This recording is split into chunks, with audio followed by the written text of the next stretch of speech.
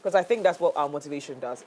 Just beefs you up for the day or vimps you up for the day. And today, we're talking Happy Wednesday. Yes, I'm wishing every single person watching us this morning a happy Wednesday. And I just want to let you know that you've made it to the middle of the week. You have. And this is your reminder that you are stronger than you think. Every challenge you faced so far has prepared you for what's next. Don't worry if things aren't perfect. Progress is better than perfection. Use today to refocus, recharge, and remind yourself why you started, the why you started. You still have time this week to make something great happen, okay? So one small step or one good decision, one positive thought, that's all it takes to shift your whole day. So take a deep breath, believe in yourself, and give today your best. Give today your best. The second half of the week is waiting for your energy. Let's finish strong. Let's finish strong, okay? That other word, you've got this. You've got this. You've got this. You've got this completely. You've got this completely. And I'm telling you that you indeed have got it. Because look at how you started Monday. For some people, it was just you just wasn't sure if this week is going to be, one good one. But look at you here on Wednesday, shining through, sailing through, looking as though nothing is happening. I'm proud of you. I'm really proud of you. Just finish hard. You've got this. You've really, really got this. No matter how it gets, remind yourself that the why you started. Why did you show up on TV? Why did you start this business? Why did you make those relationships happen? Why did you involve yourself in that committee? Well, today, remind yourself why and keep going. You've got this. Well, that's it for my daily dose of Vim here on the AM Club. And after this, of course, we zoom into some sort of music, then resumes us right back into Coffee Daily. Like I say always, it's official. We're here on the AM Club, and let's take a spot of music right here on the show.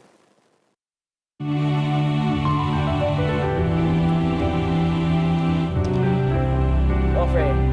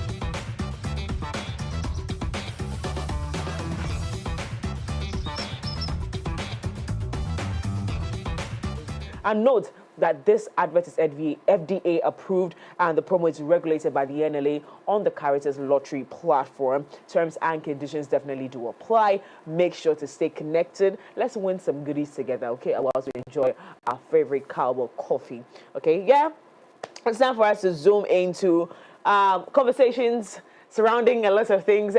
In fact, I guess let's get into it. I couldn't wait. Good morning. Today I dressed easy. Good morning. Relax. Good morning. It was I like peaceful. the energy. Yeah, it was. It was peaceful. It was peaceful. Now, who do we attribute the peace to? Is it the security forces, or the understanding on the part of constituents, or the part of the political party, or is just the collective, kakra from here, small from here, put together, brought the peace? I actually genuinely think it's a collective effort. Right. I think even the small Afenyo skills in the car, he now knew that wasn't the way to go. I also think that both political parties understood exactly where they were at and what it meant to have a peaceful election. I remember listening to Channel 1 whilst the updates was going on, because I was driving somewhere, and I heard that at some point the NPP left the scene. When they were collating. Listen, it was better that way, because maybe the numbers just looked as though it wasn't favoring them, and for us all to be in the same space and cause chaos at some point, it might not, because people don't react. Emotions, you cannot direct your emotions to where it should go. Sometimes if you're emotionally intelligent, yes, and it's a lot of work. So it was good that at some point they realized that, we don't need to be here. Clearly these people have won, let's just leave it to them. Let's go. And then the EC did their bit. I enjoyed this update every single step of the way. I was like, what? Professionalism on the road. We saw the security operators do their thing, like every step of the way. You could see a policeman somewhere. You could tell that there's massive security on the ground, and both political parties composed themselves. I had a few conversations here and there, which were, political comments, but nobody picked on that.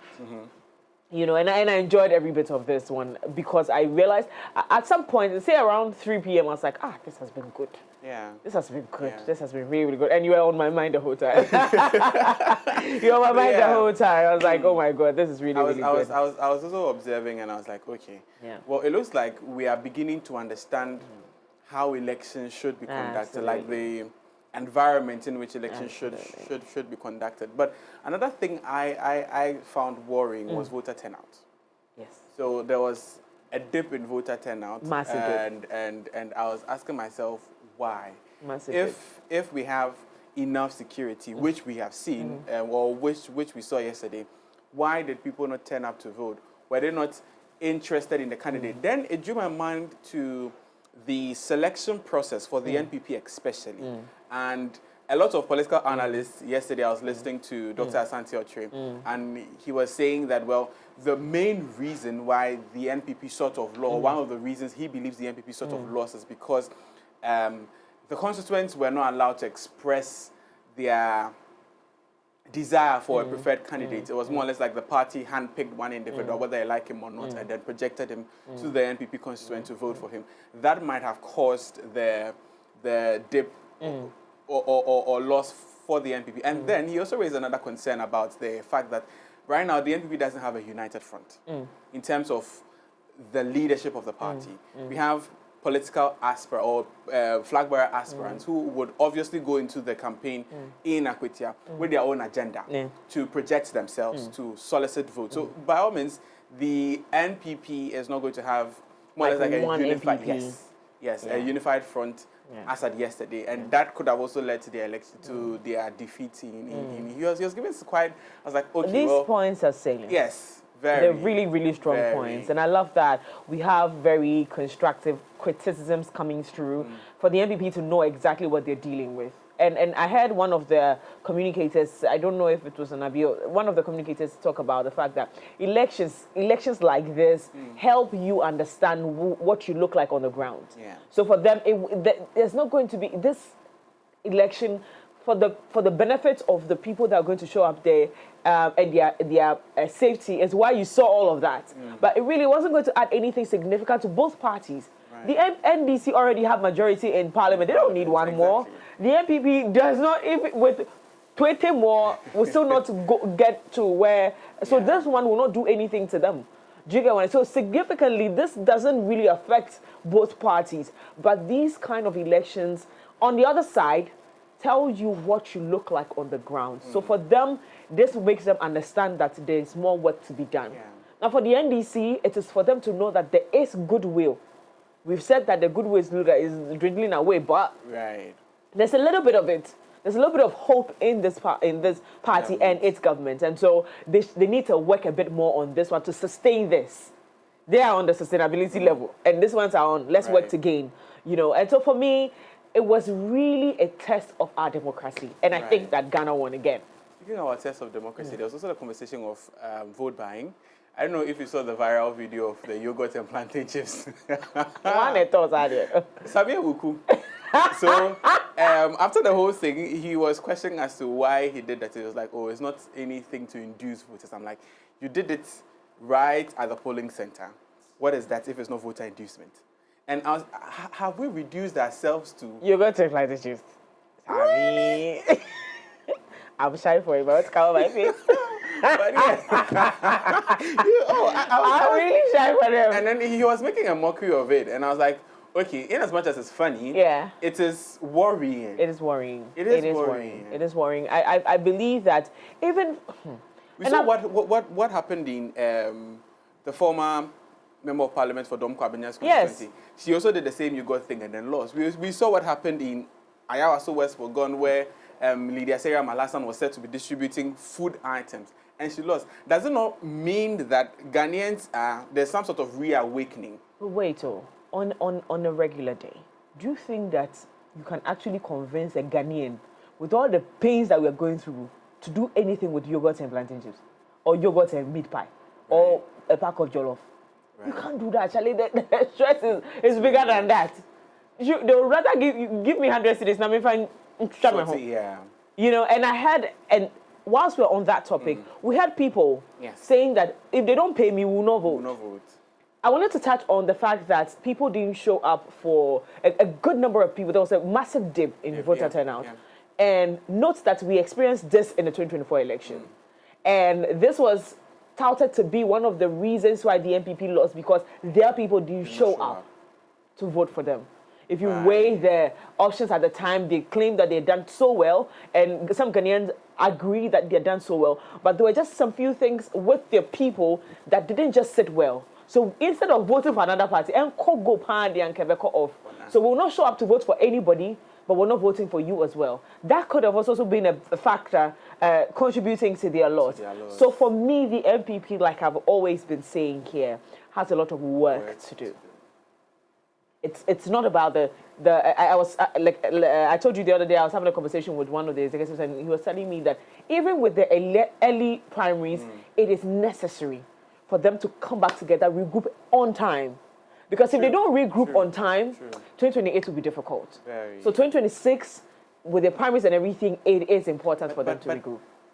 Yesterday, I was thinking and I was asking myself, does this not more or less like cause a scene for alarm for the NPP in terms of re-strategizing their whole electoral campaign system, hierarchy, strategy, everything? Because it is not looking good for the party. It isn't. And well, they have decided not to run in Tamale Central, but that would have been a disaster if they should have gone into it, given the fact that, well, the Tamale Central is a stronghold of the NPP, given the circumstances and everything. NDC. Of the NDC, thank you.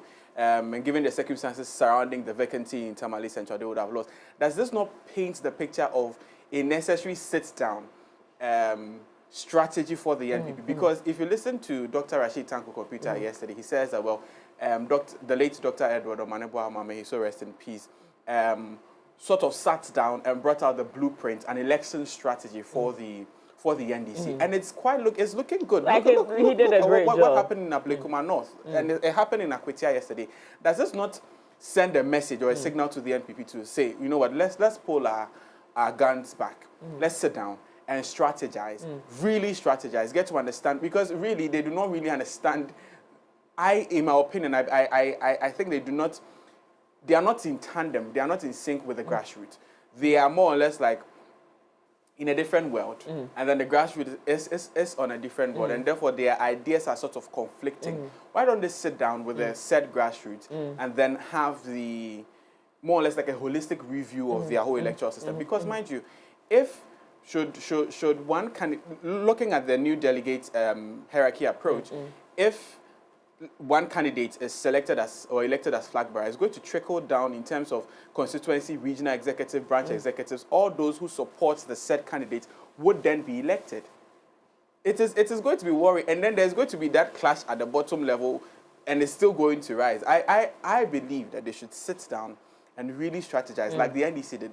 It might take time. Yes, it will take time.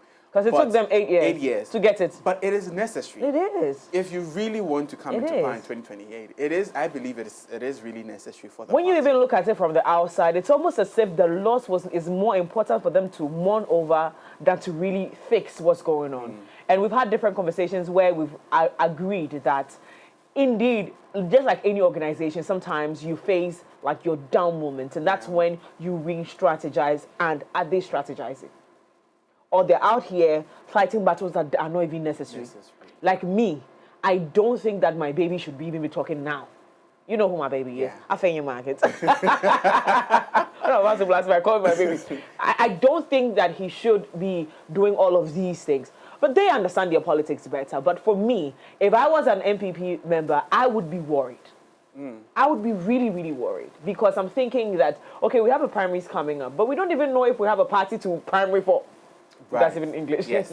You know, we don't even know whether we are even together to make this happen. So if we choose the person we've insulted, all of us, then who we let someone who we do not really like lead us, you know what that means?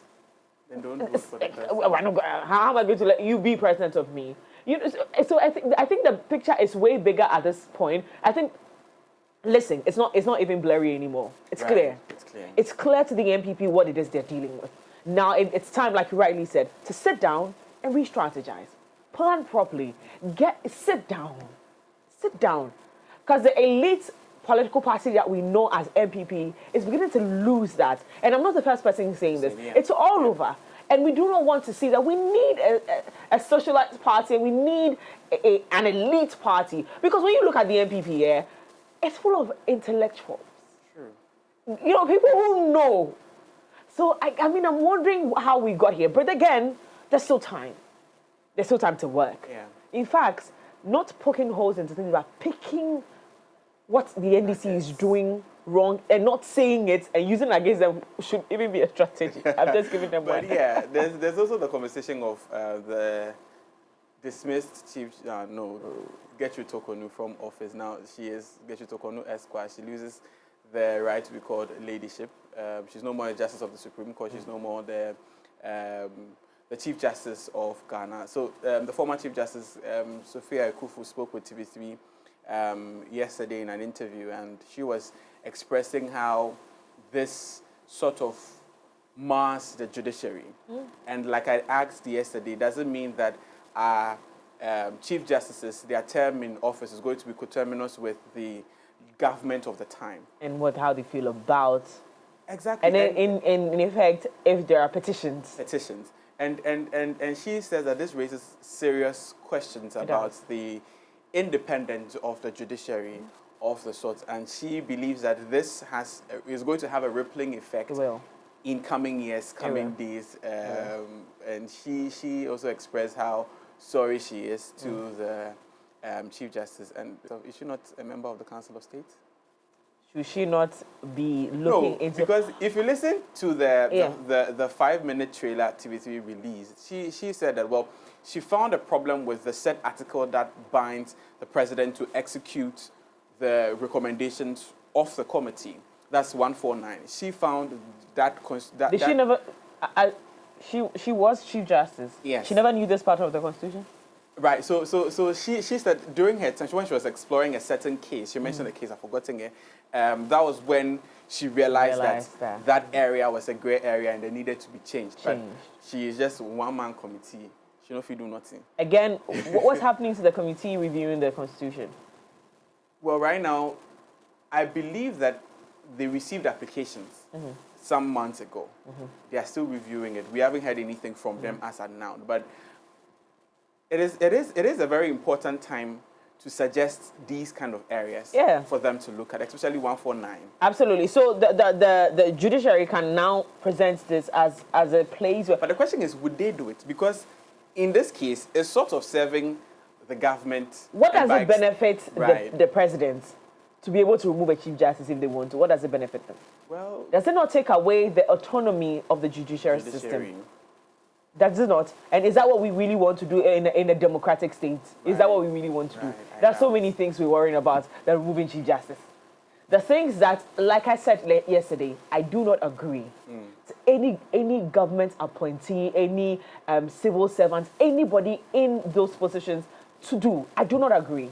But then we need to give the power to certain people. And we said this would be last year. We had this conversation. I said to you that it is important for the president to be removed from so many privileges, like things they are able to do. Like some of the things, when you read the Constitution and see, the power the president has, forgive me, it's too much.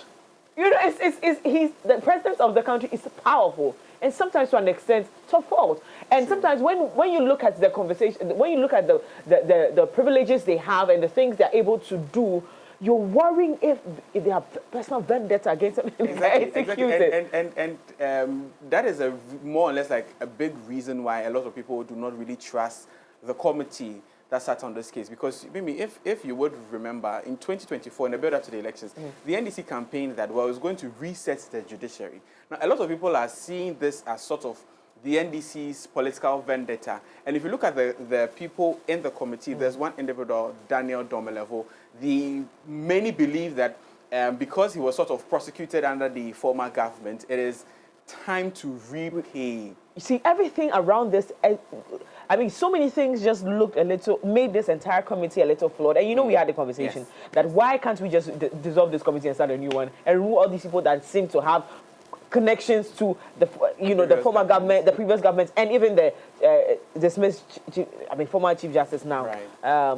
See, we wish her the very best. Unfortunately, she didn't end her tenure well, but we pray that this becomes a cue for many government officials. Now, let's get into our stories. Let's get into our stories for this morning and start off from the Chief Justice, because the former Chief Justice and Council of State member Justice Sophia Ekufu has strongly condemned the removal of Chief Justice Gertrude Torkornoo, describing the process as unjust and deeply troubling for Ghana's judicial system. Now, speaking in an interaction to the recent dismissal of the Chief Justice Gertrude Torkornoo by President John Dramani Mahama in an interview on TV3, Justice Ekufu says the ordeal was an unfortunate chapter in Ghana's democratic journey and should never be repeated.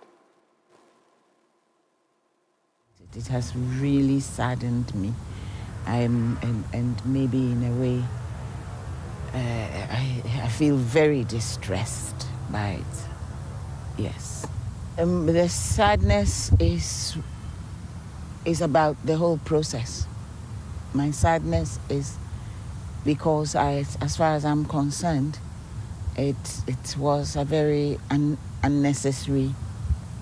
We have been taken through a very unnecessary situation, and which, as far as I'm concerned, and that is my honest and candid view, this has so weakened the institution of the judiciary. It's not so much the individual who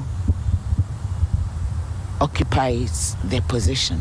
It is the institution. That is what I'm concerned about. I think that, you see, there has always been something wrong with Article 146. And particularly with the procedure that it sets out, and especially as it regards the position of the Chief Justice. They lack the gravity.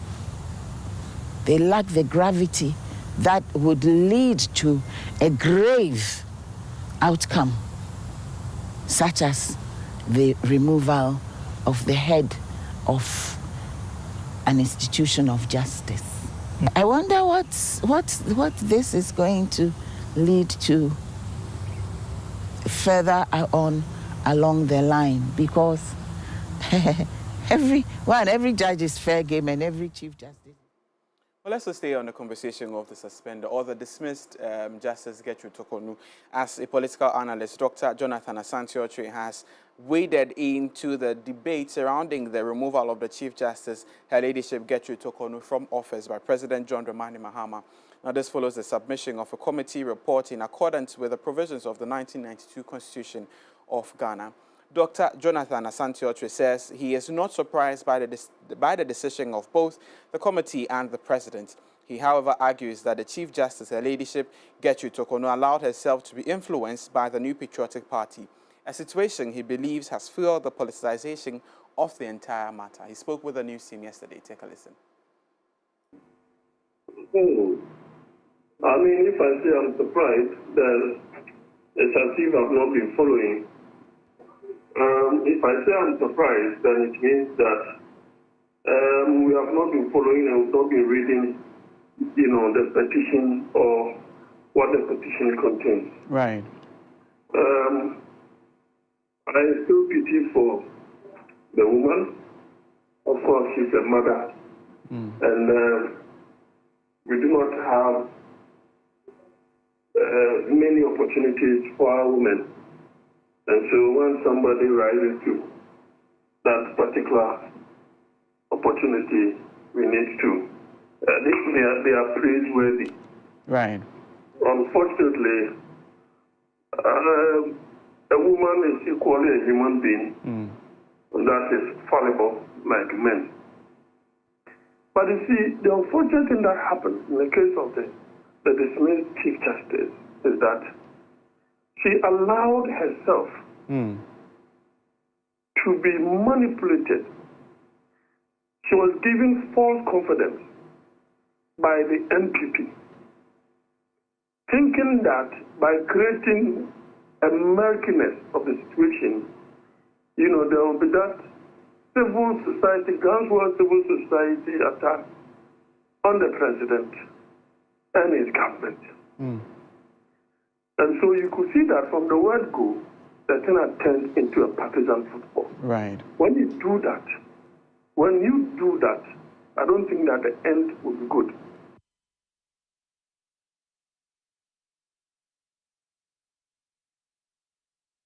And that was Dr. Jonathan Asante-Ochoa speaking to the news team on the morning show yesterday. And finally, on this particular conversation, the youth and civil rights activist Mahama Jinapo has also raised concerns about the timing of the removal of Her Ladyship Justice Gertrude Tokonu from office.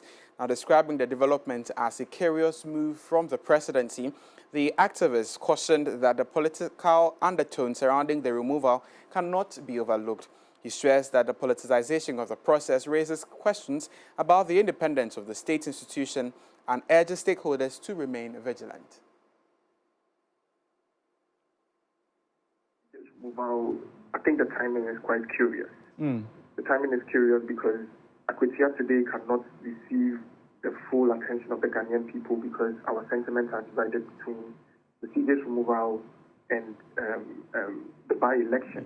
Yesterday, we're having a discussion in the studio about the,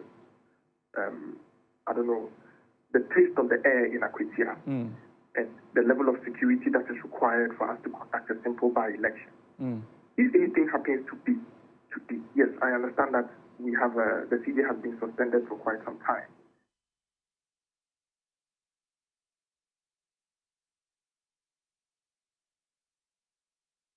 Somebody acting in the capacity of a CJ. And so if anything happens at Akwetia and you are taking the issue to court, you might be wondering if you are going to receive, the full administration of the law. Right. But this particular incident, the removal of the CJ, it is not in isolation. It has happened before. And yet the political nature with which this particular one was conducted cannot be ignored. And that was Mahama Jinapo. He is a youth and civil rights activist, also speaking on the removal of Gertrude Tokonu as the Chief Justice of the land and Justice of the Supreme Court by President John Dramani Mahama. Following the submission of a probe committee's report, you would recall that as at March 17, 2025, the president received some petitions calling for the removal of Gertrude Tokonu from office as Chief Justice of the land. Well, as of Monday, the committee submitted its report, and binding on Article 149, the president acted by executing the recommendations of the committee's report, and that has led us to this particular conversation. As always, we'll keep our tabs on this conversation and bring you updates subsequently. But away from that, President John Dramani Mahama has lifted the temporary ban on state and public land transactions, reopening the access for sale, for the sale, lease, and processing of state lands under new measures designed to ensure transparency and accountability. The ban, which took effect on January 10, 2025, was introduced to allow for a comprehensive review of Ghana's land administration system. Now, speaking at the inauguration of the newly constituted board of the Lands Commission on Tuesday, September 2nd, 2025, President John Dramani Mahama said the pause exposed the major shortcomings that demanded urgent reforms. In pursuit of this reform agenda, my government placed a temporary ban on all state land transactions to enable a thorough review of existing processes. That exercise has yielded valuable insights into the weaknesses of our current system and the urgent reforms that are required. So today, with the inauguration of the new commission and the adoption of robust accountability measures, I'm pleased to announce that the ban on land transactions has been lifted.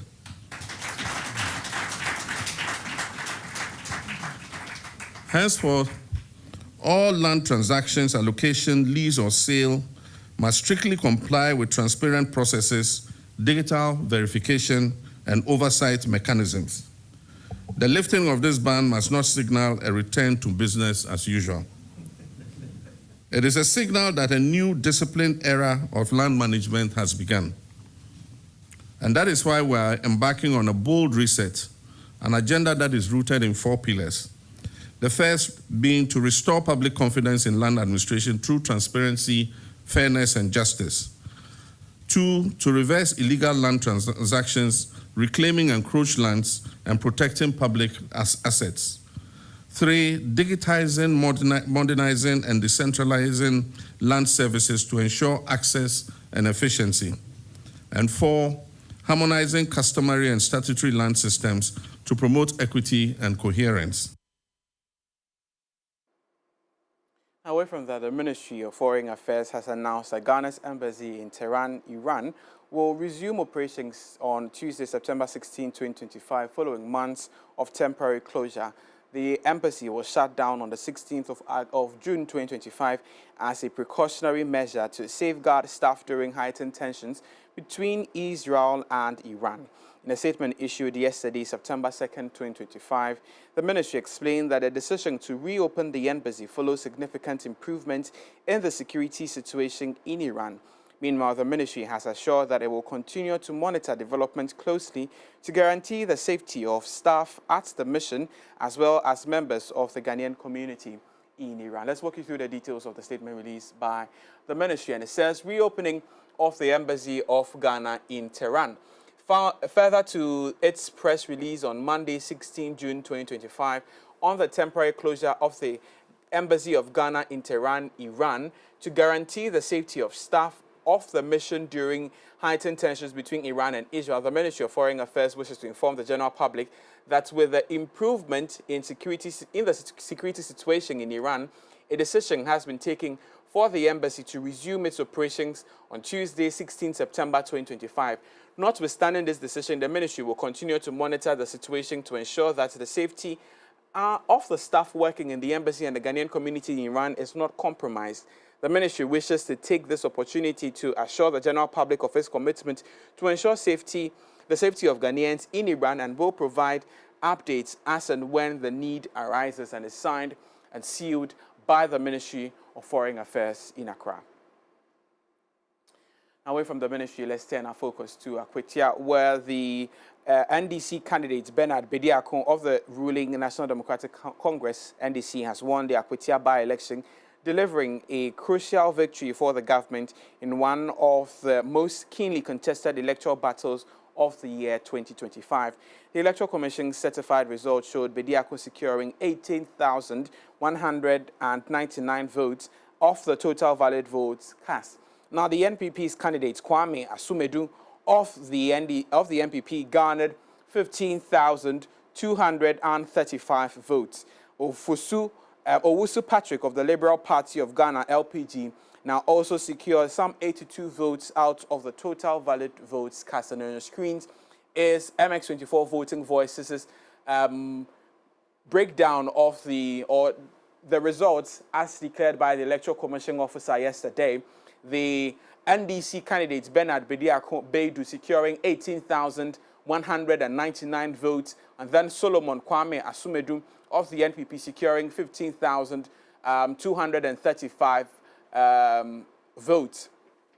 Now, if you look at the total number of votes between these two candidates and the LPG candidate, should give you some 33,000 plus votes. Now, the total expected number of constituents, or the total registered voters in the Akwetia constituency, was pegged at some 52,000 plus. This shows a dip of some 2,000 plus voters, and it is quite worrying, in as much as it might not be a significant number, but it is quite worrying seeing 2,000 plus voters not participating in this election. What were their reasons? Well, in coming days, we'll get to understand why some people decided to abstain from the vote. But then let's bring you highlights from the declaration of Bernard Bediako-Beidu yesterday in the Coalition Center in Akwetia.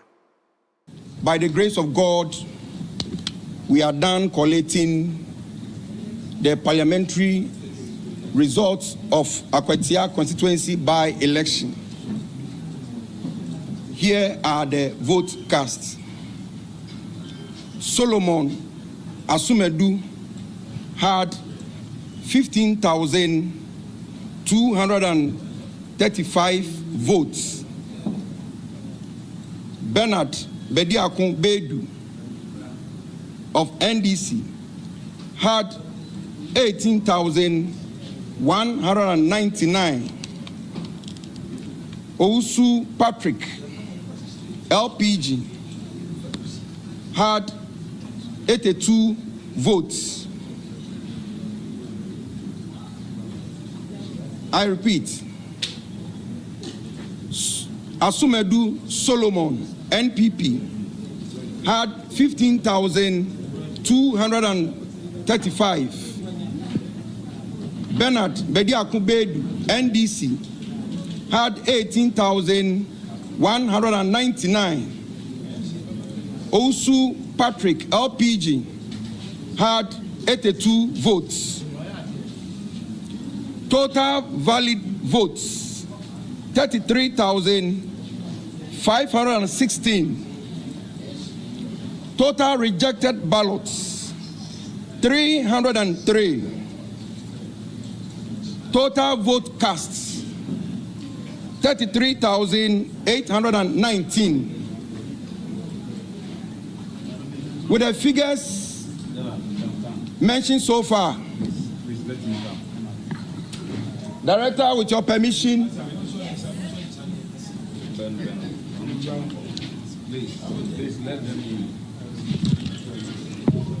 I, Eric Osu-Jemfi, the returning officer of Akwetia constituency, declare Bernard Bediako-Beidu as the parliamentary candidate elect, MP elect for Akwetia constituency. Thank you very much. Well, that was the Electoral Commission officer in the Akwetia constituency election, where he declared Bernard Bediako-Beidu with 18,199 votes as the winner of the Akwetia by-elections. Now, let's listen to Bernard Bediako-Beidu, the MP elect, after he was declared. Well, he had some words to share. Take a listen. Ebenezer, this is how far the good Lord has brought us. You have said it all. The confidence has always been there. It is not just mere confidence out of nothing. It was born out of the good work we had done. After engaging the people, we read their reaction towards the message we gave them. And we saw that it had really imbibed. They gave us a hope, some hope of sorts, which hope has resulted to what we see today. I mean, we've always been very confident. I told you, I don't know whether, I told you guys that we've been in this game for a while. If you are in it and you are losing, you will know, except maybe if you don't want to be honest to yourself. I told you what we were working out at that moment I spoke to was with regards to the gap. But as for the win, what are we witnessing? We've won. Okay, so do you think that... We had a lot in the lead up to this election. The NPP spoke at some point in time, the vice president made certain claims. He said he shouldn't have been in the race, amongst many other things. When you were hearing all of this, what was going through your mind at that time? For me, I've always said that, you see, when you are going to such contests, there are a lot of things you will hear. But I don't focus on tangentials. The focus is on the main ball. My focus is to have my message delivered, the people accept it, and then they take it up to make sure victory is delivered. Indeed, you see, some of these comments, if you are not careful, you'll be swayed by them, and then you go outside the main target and then be dealing with, well, let me put it this way, unnecessary stuff. Because you see, I shouldn't have been in the race as in what? I mean, that I was disqualified, or it was an illegality on my part or what. And so we've gone past that stage. Now, following the declaration of results, the New Patriotic Party, the NPP, has accepted defeat in the Akwetia by-election, acknowledging the outcome as the will of the people. Now, the Eastern Regional Secretary of the NPP, Tony Osei Ajay, said that while the party is disappointed, it respects the decision of the constituents. Now, let's look at a holistic view of what really happened, comparing the previous votes from the year 2012. And this shows the swing nature of Akwetia. And Mimi, you would recall that when we're in the build-up to Akwetia, we mentioned that Akwetia was one of the constituencies that really was not a stronghold for anybody. Now, this paints the picture. Now, in 2012, Baba Jamal won for the NPP, securing some 50.44%, and then Dr. K. Asari, some 49.7%. Now, if you look at the difference in votes, it's some 557 difference between the NPP and the NDC. Now, in 2012, now look at how the numbers sort of galloped from 557 to 5,528. That was the votes margin between the NPP and the NDC, which, well, for some, it was shocking as to why that jump. And then we realized that that was when His Excellency Nana Addo Dankwa Akufo-Addo came into office in 2016, and then you would remember that in the build-up to the 2016 election, the NDC government became unpopular. That was when Doomsor was on the rise. A lot of conversations were spiraling against the NDC, so it was just fair that we saw that sort of gallop. Then it reduced again in 2020, when the NDC won. Well, the difference between the NPP and the NDC was some 1,157. And if you look at the numbers between the NDC candidates, he secured 19,899, and then NS Kumi, the late NS Kumi in 2020, secured 18,742. It looks almost the same as what we saw yesterday in the Akwetia constituency, but then the numbers differ. Then in 2024, we saw the same gallop from 1,000 to 2,000 again for the NPP, securing, or the difference between both votes was 2,063. Now this year, the difference between, by my calculation while I was here, is some 2,964. Which is close to what we saw. Which is close to what we saw last year. Very well, interesting. a little more than what we saw last year. Yes. 2,909. Oh, right. Yeah. 2,994. So some 901 votes difference. Which is huge. Huge. Which is huge in the space of 6 months or 8 months. Exactly. That's. And then mind you, we had some 2,000 plus voters who did not vote. So we do not even know. Let's assume they went on one side. That would have still increased it to about some 4,000 vote margin between the NPP and the NDC, which is worrying.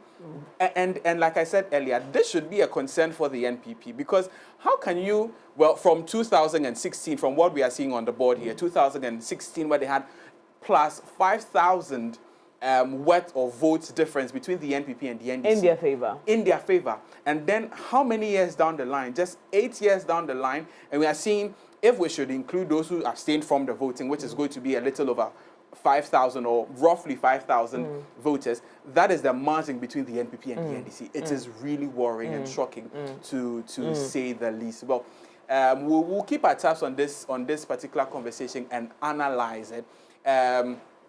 I was telling you that I won't be surprised if Akwetia flips again in the space of 8 months. 8 months. Because Akwetia has the history. We are now looking at Tamale Central. If the NPP decided to have contested, well, would it have flipped in their favor for the first time? Or not really for the first time, but for the first time in a period of 8 years? Would it have flipped in their favor? Well, I doubt it would have flipped in their favor. But Johnson Esiedu Nketia says that they are not taking the NPP's words that they are bowing out of the elections lightly. Because we saw what happened in Ablekuma North. The party decided not to contest, but a candidate defied the party's orders and then went into the election. So they are saying until, well, nominations have closed and they are sure that no NPP candidate is a part of this particular election, then they are going to be sure that, well, the NPP is abstaining from the elections. But we are also seeing or hearing comments that some other parties, LPG and the others in the Tamale Central constituency are also eyeing their seat, the Tamale Central seat. So September 30 is also that way. We'll keep on that conversation as well. But then there's also the new Joabing MP. I don't know if you saw his statement. So before the elections, he says that, well, if the NPP loses, he's going to resign. A lot of Ghanaians are calling for his resignation. Well, he has come out to apologize. You guys should temper justice with mercy. I heard Kanko Computer say that, well, they are also eyeing the new Joabing seat. They're making sure that he stays within... But the gentleman has apologized. And he was quick. Even before results were declared. He was quick. Yeah. The guy quick. It is on the more serious note, these are political comments that are made every day. And this is devoid of whether or not the person is honorable or not. You know, it does not change anything about their honorability. Right. I do not think so. Right. I don't think so. I think these are political comments just to fire up the followers, knowing that they have full confidence in what they're doing. These are political comments. And I wish the NDC would treat it as such. I don't see why they are eyeing New Japan. If they add New Japan, NDC wants to be superior power in Parliament. With this addition, NDC has 188 seats in Parliament, and then the NPP has just lost one, so it has 86 seats. So 87. So it was 88. Yes. And so now 87. They now have 87 seats in Parliament. With the addition of Tamale Central to the NDC, would they give them plus supermajority? Because they already have a supermajority. But it is worrying seeing how they are wielding the supermajority power. Before Parliament went on recess, maybe if you saw the numbers in the chamber, it was worrying. And if this is how they are going to wield it, well, it is going to be... You know, you and I had a conversation about the ministers, the members of Parliament being ministers. This we're going to see a lot of it. If Sam George says that he has an important meeting with the NTA on the day of Parliament. But you know when Parliament sits, Wednesdays, Tuesday, Wednesday, Thursday. That's when Parliament mostly sits. And there's business to do at the ministry. But you can vary the days. I'm telling you, this thing, it goes beyond just you not wanting another person to have double.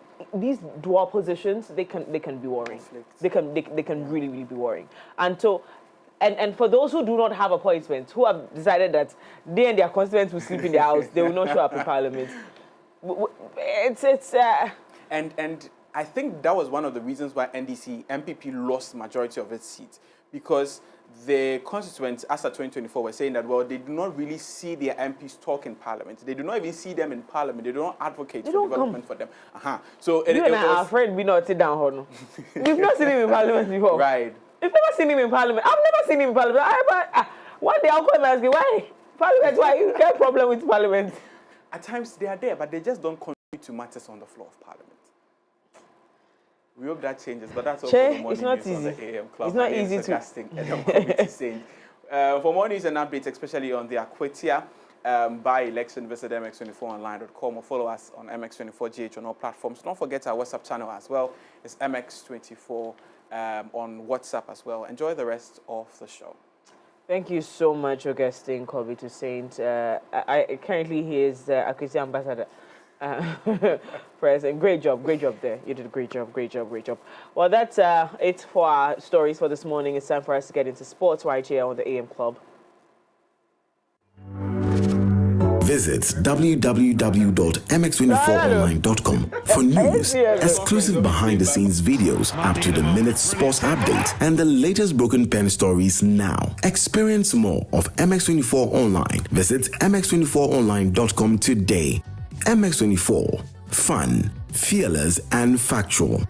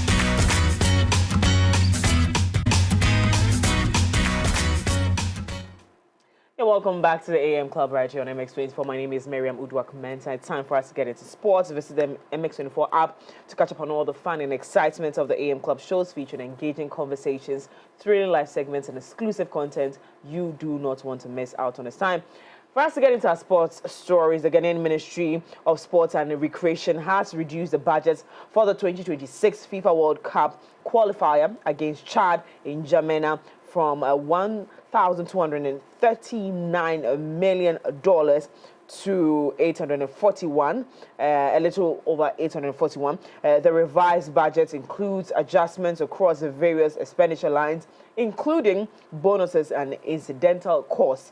The $300,000 allocation for a chartered flight remains unchanged, while incidental expenses are reduced from $60,000 and to $20,000. Player bonuses are halved from $10,000 to $5,000. Bonuses from team officials are scrapped. The decision comes as Ghana prepares for a crucial run of qualifiers, with fixtures against Chad and Mali expected to be decisive in their push for a place at the 2026 FIFA World Cup. For the entire day, for the number of meals that they will have. Accommodation in Chad is $250. Then daily meals there also approved is $80 for each person for the number of meals that they will have for that day. It doesn't mean every meal is $80. It's $80 for the whole day. Also, the medical expenses, as I've said, is $10,000. Per diem for players is $150 per day. So the players take $150. The technical officials take $200. Incidental expenses is $20,000. Bonus for players is $5,000. So if they win, or let me say when they win, because that is the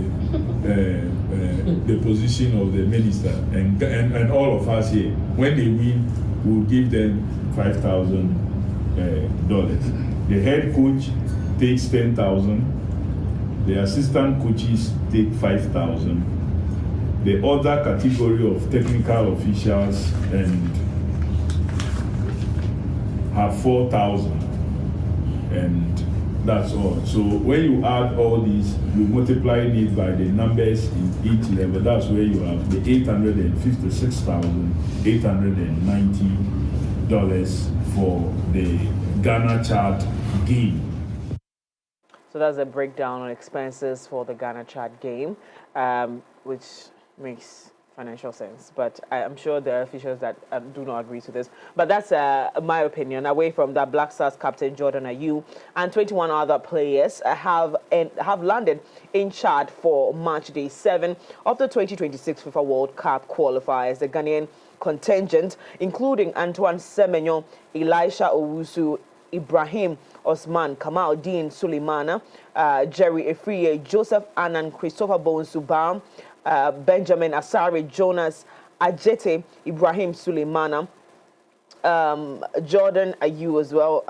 We have Tariq Lamte, Mohammed Kudus, Lawrence Atizigi, Thomas Partey, Inaki Williams, Derek Korn, Jerome Opoku, and Caleb Urenchi is part of the technical staff led by head coach Otto Addo and members of the Black Stars Management Committee. Before leaving the shores of Ghana, debutant Derek Korn shared his first experience of training with the team.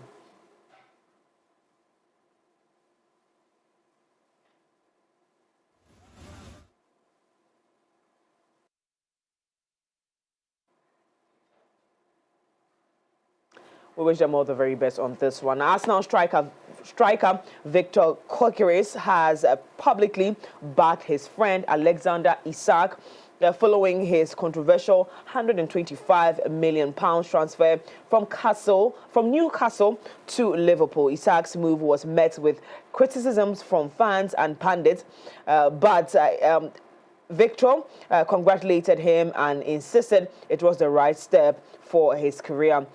Victor moved to Arsenal followed a similar story to Isak's Anfield switch, where both players refused to return to their former clubs for pre-season.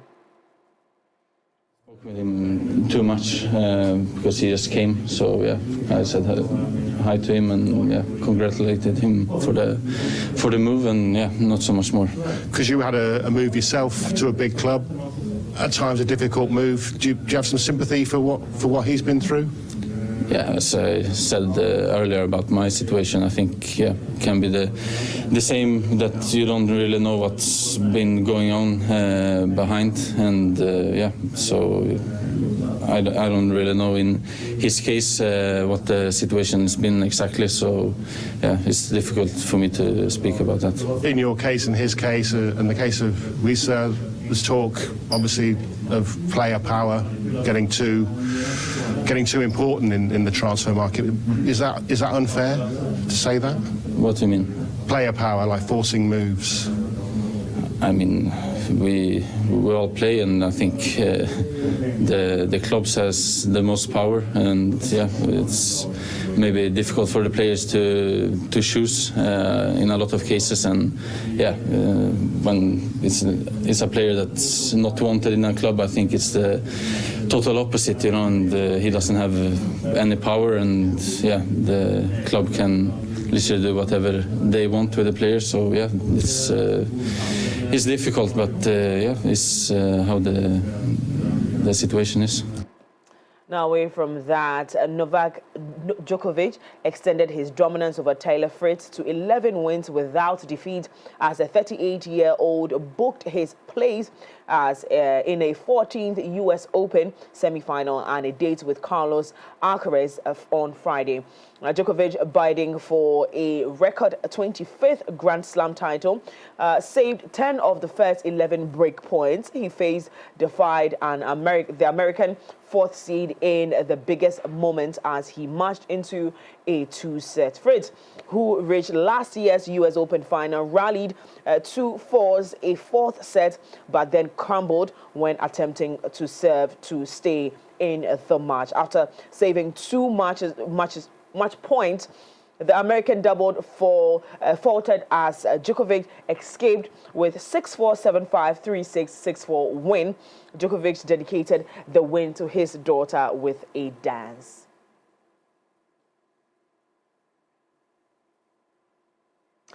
Sweet victory right there. But that's it for sports right here on the AM Club. Visit the MX24 app to catch up on all the fun and excitements of the AM Club shows featuring engaging conversations, thrilling live segments, and exclusive content you do not want to miss out on. Yes, and also remember that you can catch up on all the fun and the breaking news stories, sports and business excitements and business insights, on the mx24online.com. It's time for us to zoom into some entertainment stories right here on the AM Club.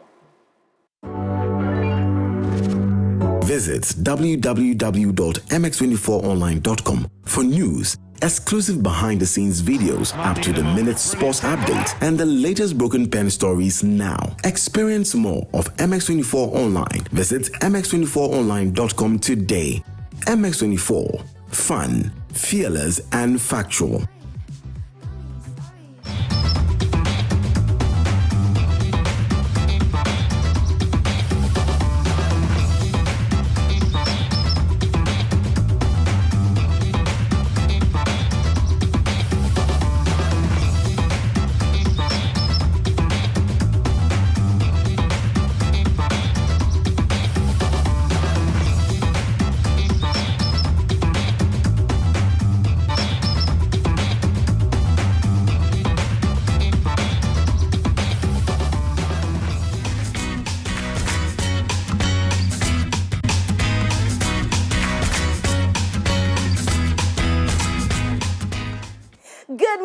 Ghana. You're welcome to Entertainment News segment right here on the AM Club. My name is Daphne Flashley. This morning, I'm helping you get into your packed day, okay? So sit back, relax, and enjoy every entertainment story that I'll be bringing to you here, right here in GH, in Africa, and beyond. Good morning, beautiful. Good morning, Ghana. Good morning.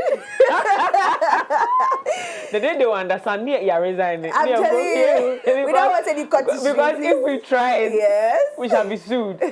Offshores. Offshores. How are you doing? I'm very well, thank you. You look very...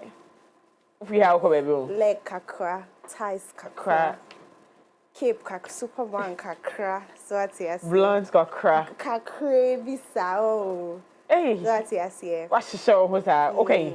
Where you? I'm arranging. What's the show? From top to bottom. From top to bottom. Good job. How are you doing? I'm good, thank you. I'm in a good mood and I'm happy. I'm excited. I can see that. And I can see that. Yeah. It's very contagious. It is. Good morning, Ghana. Good morning, Ghana. Let's get into our stories this morning. Let's get into our stories. But hey, in the campus of Miss G, which I think she doesn't owe anyone any explanation on why make you judgment already? A baby, da da da da da. Listen, she still decided to explain. Why do you gotta explain, girl? Leave them, let them think, let them judge, let them say. And she was explaining why she decided to have a baby. Now, a lot of people had things to say, of course, Ghanaians and human beings had a lot of things to say, saying that why would she have a baby out of wedlock? And now she's thanking God. That thing that people have been doing, that you can't thank God for child. Whether it's out of wedlock or not. You can't thank God for child because what? It's out of wedlock. You both should be careful. Because a child is a gift from God. And so you have to thank God regardless. We won't talk about it today. Because me and you today will go blow to blow. I think Solomon Buchi and his people have a point. And then there's also the point where, you know, if you... And you see, they have similar situations, you know? Yes. They both have similar situations, if you know what I mean. Yes, I do. Yeah, I do. They both struggled in marriage for children. Got out of marriage. And had children. If you've been called barren before, you understand this pain. Or whether or not it comes through the right channel or not. Just that I know that I can carry a child. So there's so many angles to this conversation that people are not exploring. But Charlie, people are people. They'll choose the part of the conversation that makes them feel good about themselves. So Charlie, let's allow. Yeah, let's allow and let's get into it. But she explained it and had a candid one-on-one with us, sat down in front of the camera and spoke about how people have judged her for having a child out of wedlock. How, number 2, she shouldn't thank God for the child because the child is not because she married. And then number 3, being in marriage and suffering in marriage and finally getting out at the age of 38 and how she decided and how people say that have a child, your biological clock is ticking. And when she finally did, those same people who said biological clock is saying that you're having the child out of wedlock. Charlie, let her be. She's tired of it. So let's get into the story. Now, Ghanaian media personality Miss G has spoken out about her decision to become a single mother, defying societal expectations that women should get married before having children. Now, at 38, after her divorce from journalist Raymond Akwa, Miss G chose to take charge of her life and have a child on her own terms. Her son's birth was announced in January 2025, but instead of the praise, she faced harsh criticisms, with some accusing her of going against God's order. Miss G responded by advocating for empathy and understanding, particularly for women who are divorced or waiting for marriage. She condemned the double standard that society applies to men and women having children outside of marriage, noting that men are often let off the hook while women are judged harshly. Now, Miss G emphasized her independence, stating, "This is my life and my choice." Let's get into the video. At 38, I packed my bags and I'm back to being a single girl. I'm sitting there waiting, 38, who again is going to come? Let the person come, 38, nobody's coming, 39, nobody's coming, 40, nobody's coming. And people that begin to ask, hey, Dabena Obel. Now they don't even ask again when Dabena Obel worry because already you've gotten married. But there are those people also who ask, now worry and so worry now. They don't even care about the fact that you are yet to even heal, or if you're healed from the previous relationship, and whether you can pick up yourself and start a new one. Society has a way of throwing things down the throat of women. Now, when you are 38, 40, people now begin to say, oh, yeah, old cargo.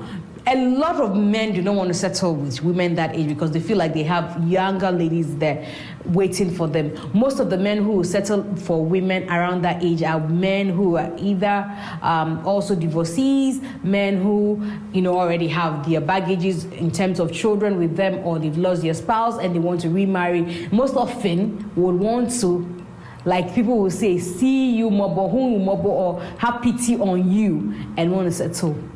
You will find a man that same age, 38, 39, 40, and nobody's, even 45, 50, sometimes nobody's asking him the questions that they ask women. Because they'll say, oh, your biological clock is ticking. I then decide that, okay, now until when I find a man to say, I want to settle with you, so I'm trying the second time, I say, let me go and help myself so that my biological clock doesn't tick on me.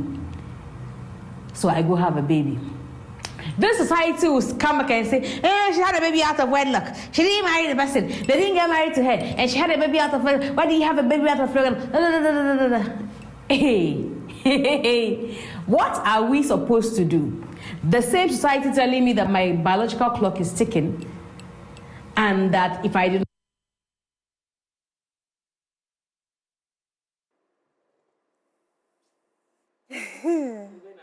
What can we do? No, I need a solution. What should we do? What can we do to be let off the hook? No. Yeah, and I love Klaus. I love you. Hey, I love the fact that Klaus. you bring. You and who are not sharing Klaus. You and who are not sharing Klaus. We are not sharing Klaus. When did you come? Hey. Get out of my studio. Oh, wow. And you just told me I'm your soulmate. Oh, wow. Klaus is light to you. But indeed, maybe because we are not men, we do not feel the pressure from the side of men. But I think you cannot please anybody, or you cannot please everybody. So, see, I told you I have a book. Since the day I'll get the confidence to outdoor it, that day will come. And it talked about shutting out the noise. Because at some point in my life, I had to shut out the noise.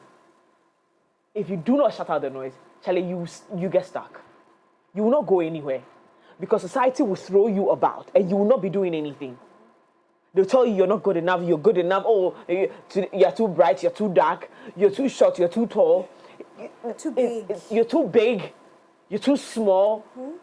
These things, if you continue to listen to them, you're not going anywhere. Yeah. You have to chart a path that you have designed for yourself. And understanding that God is with you on this path. Yeah. My father will tell you that everybody is trending. Why don't you just stay on your lane? Because that place is not crowded. Where people are trending, it's crowded. Everybody is there. Stay on your lane. Yeah. There's no crowd there. You're going to move at your own pace and arrive when you have to. You know, so for me, I think Miss G is matured. She knows what she wants. And she chose to shut out the noise. And I agree with you. Why do you have to explain to us? But Ghanaians like that. And this content for her. She's doing her show. We've watched it. Now everybody's talking about it. I understand. But you know, the more you try to explain, the more people try to. Because I kind of read the comment section, and then people were saying that, have you seen a man naked and a woman naked before? Which one attracts more? This is what people were saying. Like the double standards is so palpable. Like how? How? Like I said earlier, it is what it is. People are going to talk. So just focus. Shut out the noise. Yeah. You're going to be fine without all of that. You know, you're going to be fine without all of that. Yeah. Well, there's only so much we can do. So much we both can men do. and women. And my empathy to this morning is with the men too. Yeah. You know. Hey, really for the men. You're not talking about. You just had to, yeah. Me and the boy them was good. Me and the boy them. Let's move on to our next story. Now, in the courts in Nigeria, guess what is happening? So a DNA test have been, made available for Mohbad's son. And so finally, they're going to know who the true father of Liam is. And we know, for me, I know it is for Mohbad, but back it up, okay? I just want to say that Mohbad's dad just wants to stress his wife. He's still trying to feed off his son's name, his son's legacy. Have you heard Mohbad's dad's new song? This is single number 2, and I don't know. People are still, I don't know why people even still watch his music. It reminds me of Ebony's dad. Yeah? That proper disgust. Yeah? I'm sorry. Yeah? I'm sorry. Yeah? And I was telling you the other day that if you have lost someone, and I'm not coming to teach people how to grieve 101. That's not my position.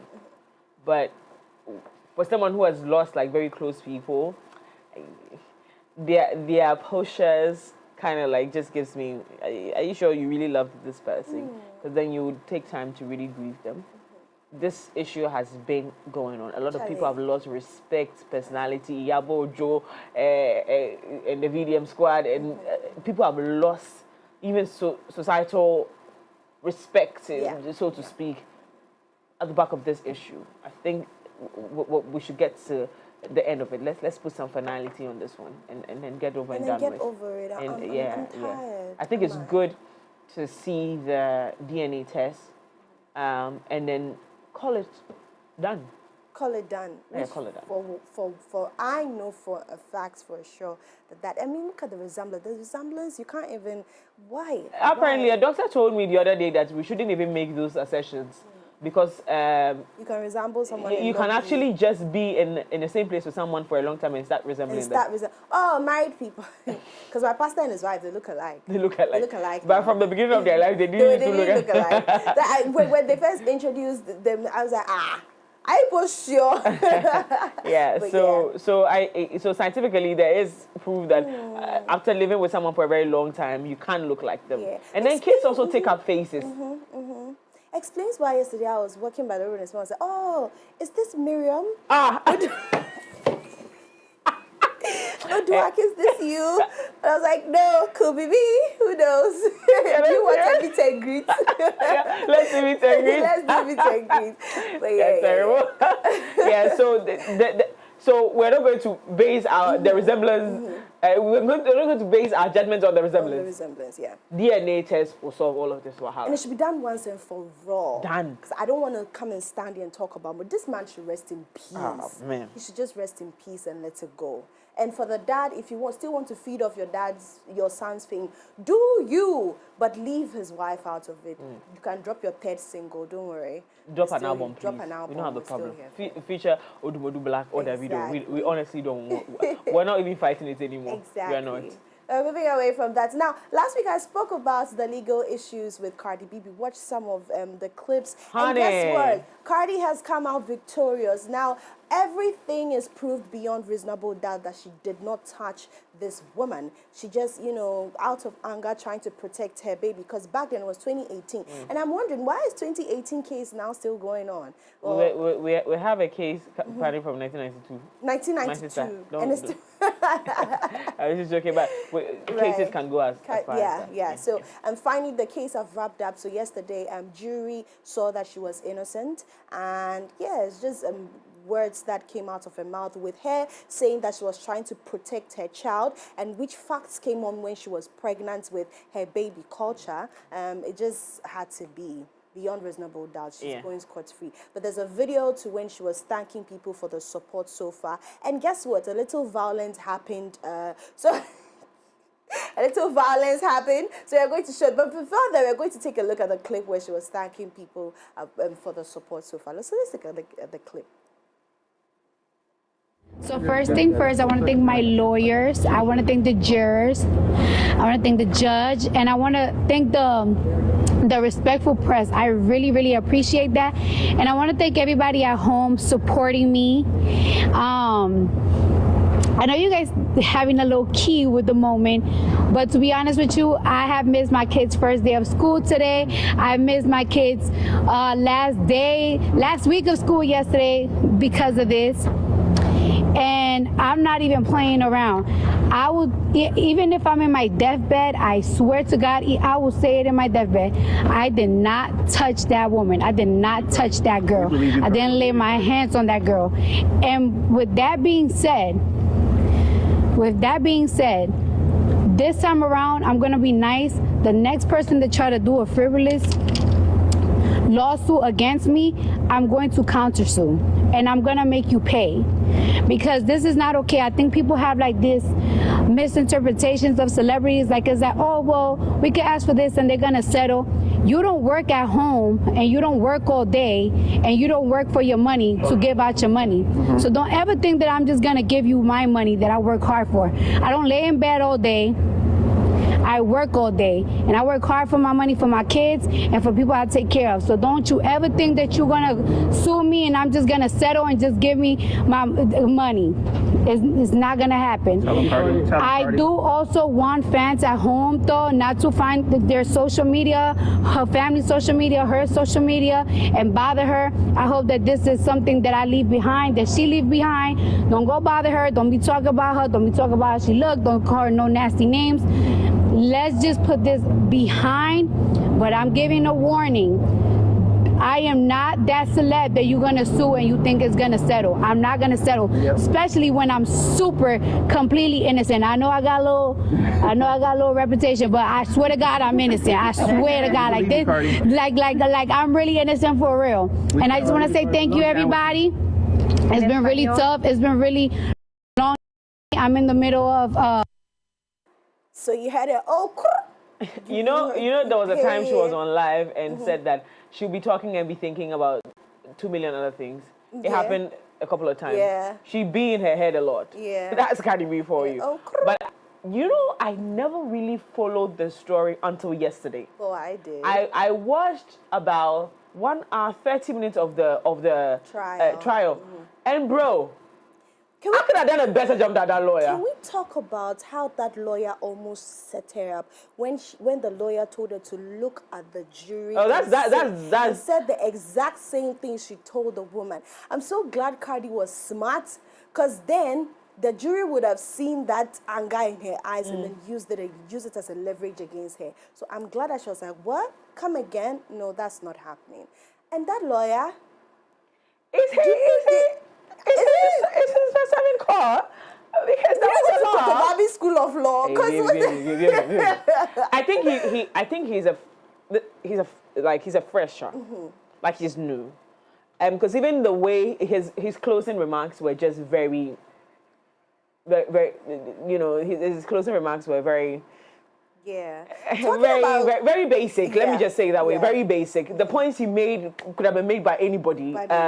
So for me, he didn't even have a strong case. I said in the comment section that, this is a not guilty conversation. From the beginning, you know it's not guilty. And it's not because she's innocent, but because he couldn't defend his case well. Yeah. And the points he raised were just too basic. Well, we have another video. Talking about closing remarks, this is how Cardi B decided to close the entire case by being violent. Girl, chill. You are just coming out of court. You're just coming out of court. But But then, hey, let's not forget that the entire trial, people were speculating that she might have a fourth baby, either from Offset or her new boyfriend, Stefan Diggs. And I think she was not digging that. Babies. So let's take a look at the video.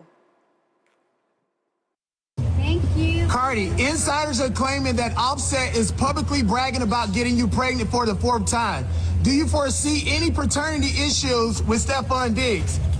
Stop disrespecting me. Don't disrespect me. I got another marker.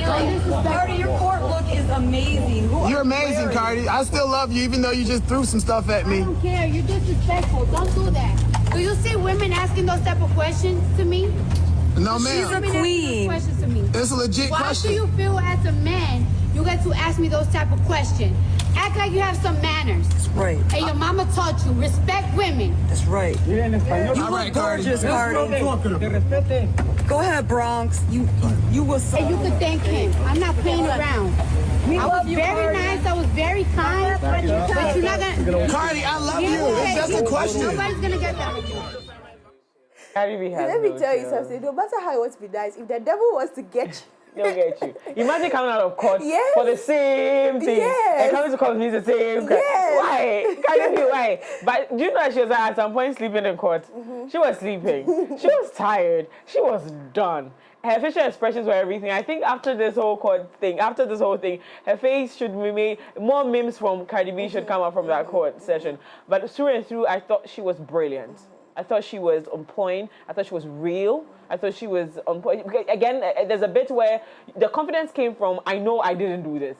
She's not going to put me in a corner. She was very honest, that we can say, very real in her submissions. And I think her lawyers did a great job. They didn't have to do much because she was in control. But that lawyer, it needs you need to go for one last year. But it's okay. So yeah, Fresh Accra is good. He's done one of his big cases was going against Cardi B. Yeah. That's good. That's a good one. That's a good one. That's a good one. Well, ladies and gents, but I hope I started your day right with you right here on Entertainment News segment. My name is Daphne Flashley, and remember that you can get more of this information on our social media pages. And so get active there, and everything entertainment and more, we'll be able to update you with it. Remember, it's always fun, fearless, and factual. Well, enjoy the rest of the show and have an amazing day. Remember to always drink water and mind your business. Good morning, Ghana. Good morning, Ghana. You don't want to do that before you go? No. You do it last time. We're going subtle this time. Good morning, Good Ghana. morning. But that's not how we do it, too. It's wrong. Good morning, Ghana. Good morning, Ghana. Good morning, Ghana. Well, let's thank you so much, Daphne, for coming through with those entertainment stories. We're glad another court case is over. Moving on to the next court case. Well, in fact, we should actually look up the court. There's a website or there's a channel on YouTube that does all these celebrity cases. In fact, ones that we don't even know happening. So I guess we have to go there and see the next court, because I'm beginning to enjoy this. Ooh. I'm beginning to enjoy this. Anyway, now thank you so much for coming through with those entertainment stories. Telecel Cash says they have something amazing for you. Your secure and convenient cash platform is still offering the lowest charges ever, even better sending money from Telecel Cash to Telecel Cash, and it's still free on the Telecel Play app, okay? So whether you're paying school fees, which is, this is the season, my sister, in Brothers, it's the season, we're paying school fees, or sending cash to your favorite people, just send the keke. Remember, you can make payments on all networks, anywhere. Cash transfer is accepted as means of payment. Dial *110# or download the Telecel Play app today. Now send the keke.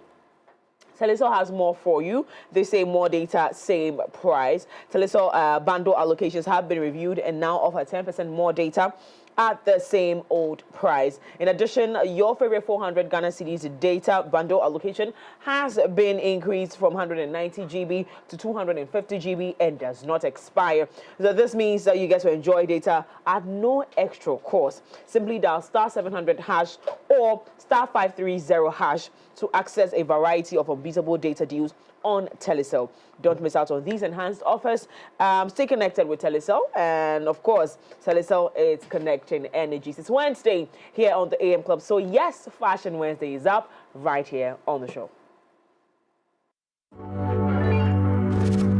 Visit www.mx24online.com for news, exclusive behind-the-scenes videos, up-to-the-minute sports update, and the latest broken pen stories now. Experience more of MX24 Online. Visit mx24online.com today.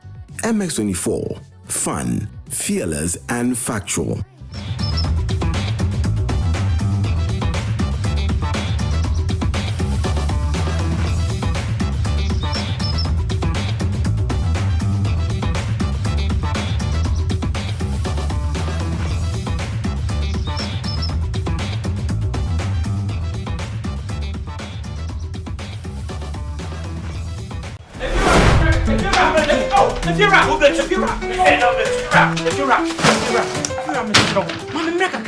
Rent back with the beer open.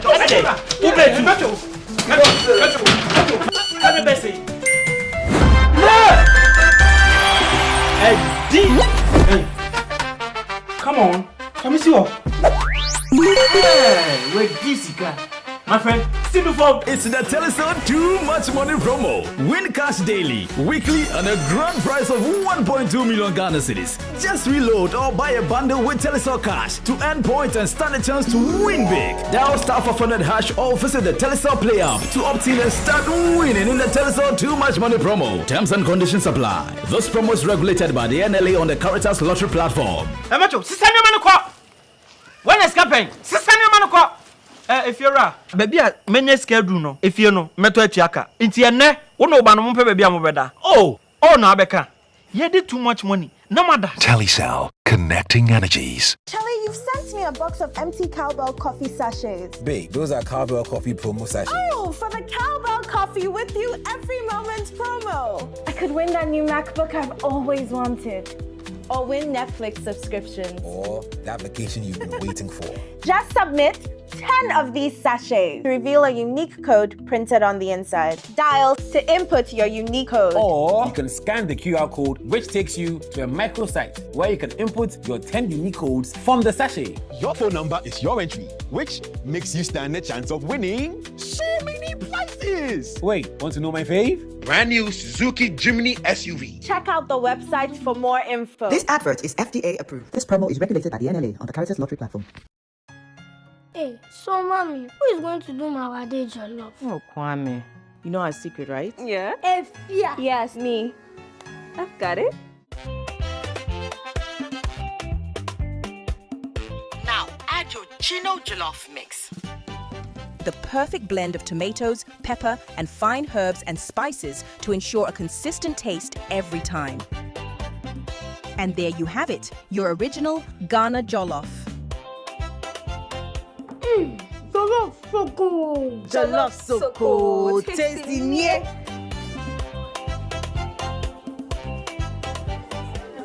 What is going on here? Enjoy jollof the Ghana way. Gino jollof is made with the perfect blend of tomatoes, pepper, and fine herbs and spices to ensure a consistent taste every time. This advert is FDA approved.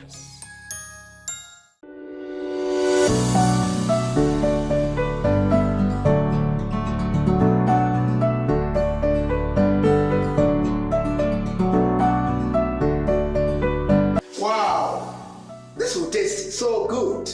Hope it's good for me too. This is Coca instant noodles. Come join us.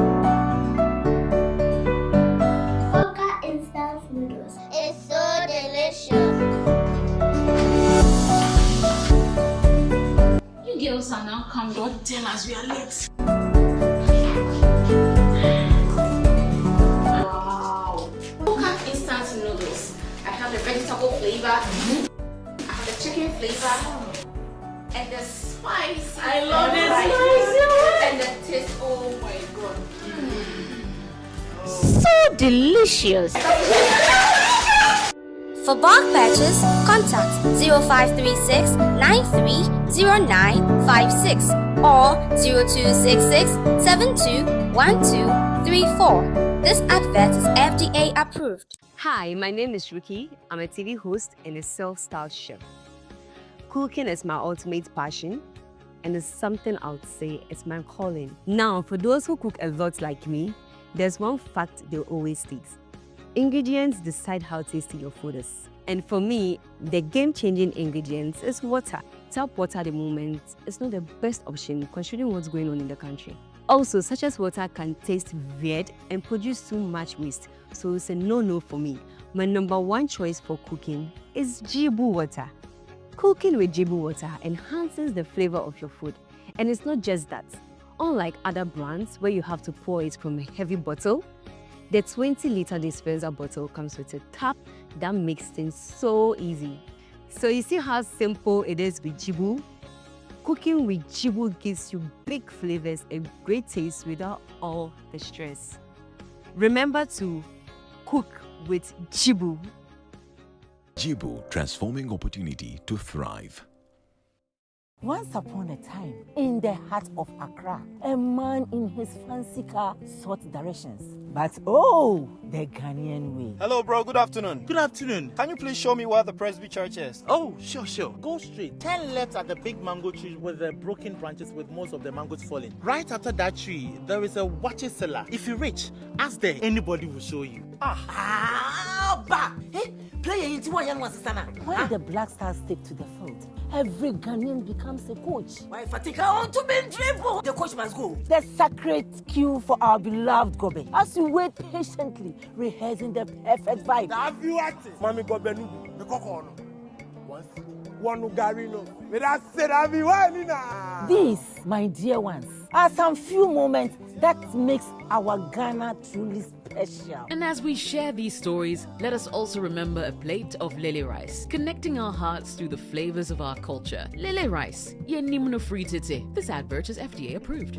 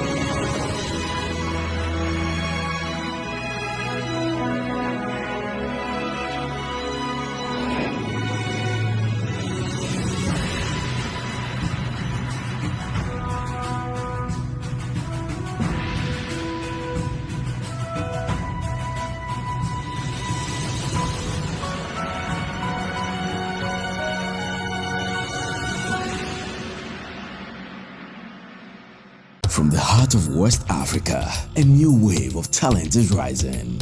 This is the Model International 2025, a platform where beauty meets purpose, where confidence meets character, and models are made, not just discovered. Watch contestants from across West Africa compete, learn, and grow through weeks of intense training, industry tasks, and high-fashion runway shows. It's not just about the walk, it's about the presence, the vision, the story behind the face. From photo shoots to styling challenges, cultural showcases of bold runway moments. This is where the next generation of African models take center stage. Fashion, power, transformation. Dial *920*248#. Select option 4 and follow the prompt to purchase a registration form for a cool 100 Ghana cedis only. Or visit www.themodelinternational.com to purchase a form. For more inquiries, call or WhatsApp 0508-906-222. The Model International 2025. Be that model. Are you ready? Are you ready? Are you ready? Okay, you're watching MX24 TV, and this your boy Perez Music. Ciao! Hi guys, how you doing? This your boy SDK, and I'm here on MX24. It's fun. It's fearless. And it's factual. What's up, everyone? My name is Adina Thembi, and you're watching MX24. We are fun, fearless, and factual. Get it right. What's up? My name is Akwabwa, and you guys are watching MX24. Keep watching. I love you. They say the portion they gave me was unknown. What I will become was never ever told. Now you're watching the beast in me unfold. I'm immortal. Dracula untold. What's up, people? This is your rap goddess, Eno Baroni, and you watching MX24. Keep watching it. One tear say, dead.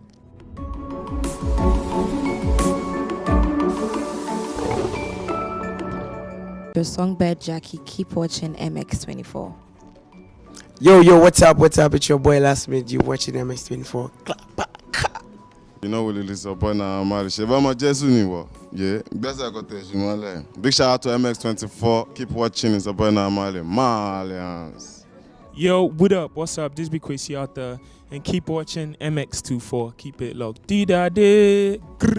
Drinking my hand, I'm vibing.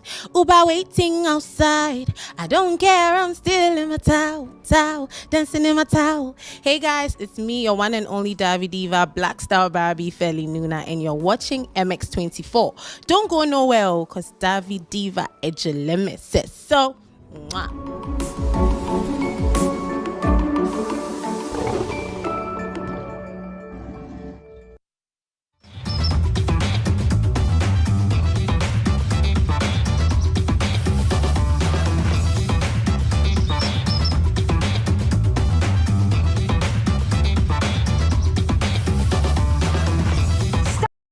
Of fashion, where creativity meets innovation and beauty goes hand in hand with style. On Fashion Wednesday, we delve into the journeys of influential voices in the fashion and beauty industries here in Ghana. From emerging designers to seasoned professionals, we explore their stories, their crafts, and vision for fashion's future. Get the inside scoop on the latest trends, expert styling tips, and beauty hacks to elevate your look. Join me every week as we celebrate the art, the passion, and the people behind the scenes who make fashion more than what we just wear. This is Fashion Wednesday, where fashion comes to life. Catch Fashion Wednesday every Wednesday at 6:30 p.m. on MX24 TV. Oh, you're welcome back to the AM Club right here on MX20. I'm super excited. I get to be joined by my fashion police. She has been missed. I totally miss her on the show. And I'm excited to have her back here. Diana Edinam Kumbe is seated here. My co-host for Wednesdays. Diana, how you doing? I'm good. You're good? How are you? I'm good. You missed me. I have. I really have. I couldn't wait for you to come back. How have you been? Good? Oh, yeah. Prepare something for us? Yeah. Okay. We're going to be getting into... In the kitchen. In the kitchen? Yeah. Cooking? Yeah. You've cooked it all? I've been seeing you everywhere, Diana. Please read yours. You are everywhere. We'll talk about that too. But before we get into our Fashion Wednesday conversation, with Jibu Water, staying refreshed has never been easier. Jibu Water provides clean, healthy water you can trust as your go-to source of drinking and cooking as well. Now, with options of our innovative 20-liter bottles that come with a tap and 18.9-liter bottles, your dispensers will have a breath of new life as our clean and hygienic Jibu Water flows through them for your consumption. Now, whether you need a cool drink to quench your thirst or a fresh cooking water to make your meals taste its best, Jibu Water is your answer to clean water today, right? So order for your clean water now by calling us on 020-9845-817 or visit our website at www.jibuco.com/gh for more information about our brand, Jibu Water, a better life. Now, looking for a quick, delicious, and authentic meal that brings the rich flavors right to your table? Try Coca Oriental Instant Noodles. Unlike other noodles, Coca noodles are air-dried, not deep-fried, offering you a healthier, flavorful choice. Coca Oriental noodles are available in both sachets and convenient 70-gram cups with a seasoning sachets. Now, for your tasty 70-gram cup, simply add hot water and the seasoning. Cover for 2 minutes, not 20 minutes, 2 minutes. Then stir and enjoy, whether you prefer Oriental chicken, spicy, stir-fried, or the original vegetable cooker has something for everyone. Perfect for busy lifestyles, students, or anyone who loves great taste with convenience. Grab your pack of Cooker Oriental noodles today and experience the perfect blend of quality, flavor, and heritage. Call us on, for bulk purchase, call us on 053 6930956. or 0266-721234. Cooker Oriental noodles, so delicious. This advert is FDA approved. Now, back into the studio for our Fashion Wednesday conversation. Today we're discussing how to style jewelry accessories. And oh yeah, as she said. So honestly, as she was talking, I was laughing because I'll get into it. But yes, as she said, we are talking about styling jewelry. So think about all the easy ways to put different jewelry pieces together, how to put them together for your face, the type of face you have, how to mix and match pieces, and even for different clothes that you have. And so joining us for this conversation, we're having a conversation earlier about her name and the fact that we are Ewes in the building. Yes, in the building. Yeah, so we building. have Setornam Irene Blagogee, and she is the founder and CEO of Emisa and Digital Media Consultant. And so the jewelry brand name is Emisa. Is Emisa an Ewe name? Hey, wait. Let me protest. You are Emisa. Where are my rings? Hey, where are my rings? So what? Give us the So let me give you a background. Yeah. I found Emisa on Facebook. Okay. And I saw some really interesting pieces. First of all, on Facebook. Wow, how old are you? Anyways, moving on. She's deflated by anger. So I found these really cute rings. They're not the regular ones. So you know me, I like rings. Yeah. So I said, I'm going to get 3 or 4 pieces. And I did. Ordered for Emisa. Emisa go come since 2019.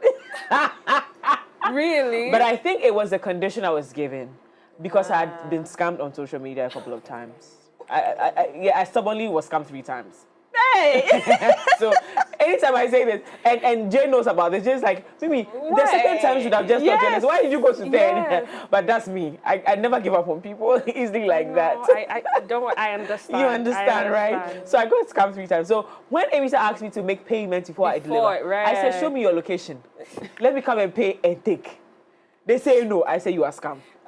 I'm sure as of the time we didn't have a physical space. No, you didn't. Now we do. So now you owe me 3 rings. I mean, just because we've had this conversation, when you come in, this is surprise.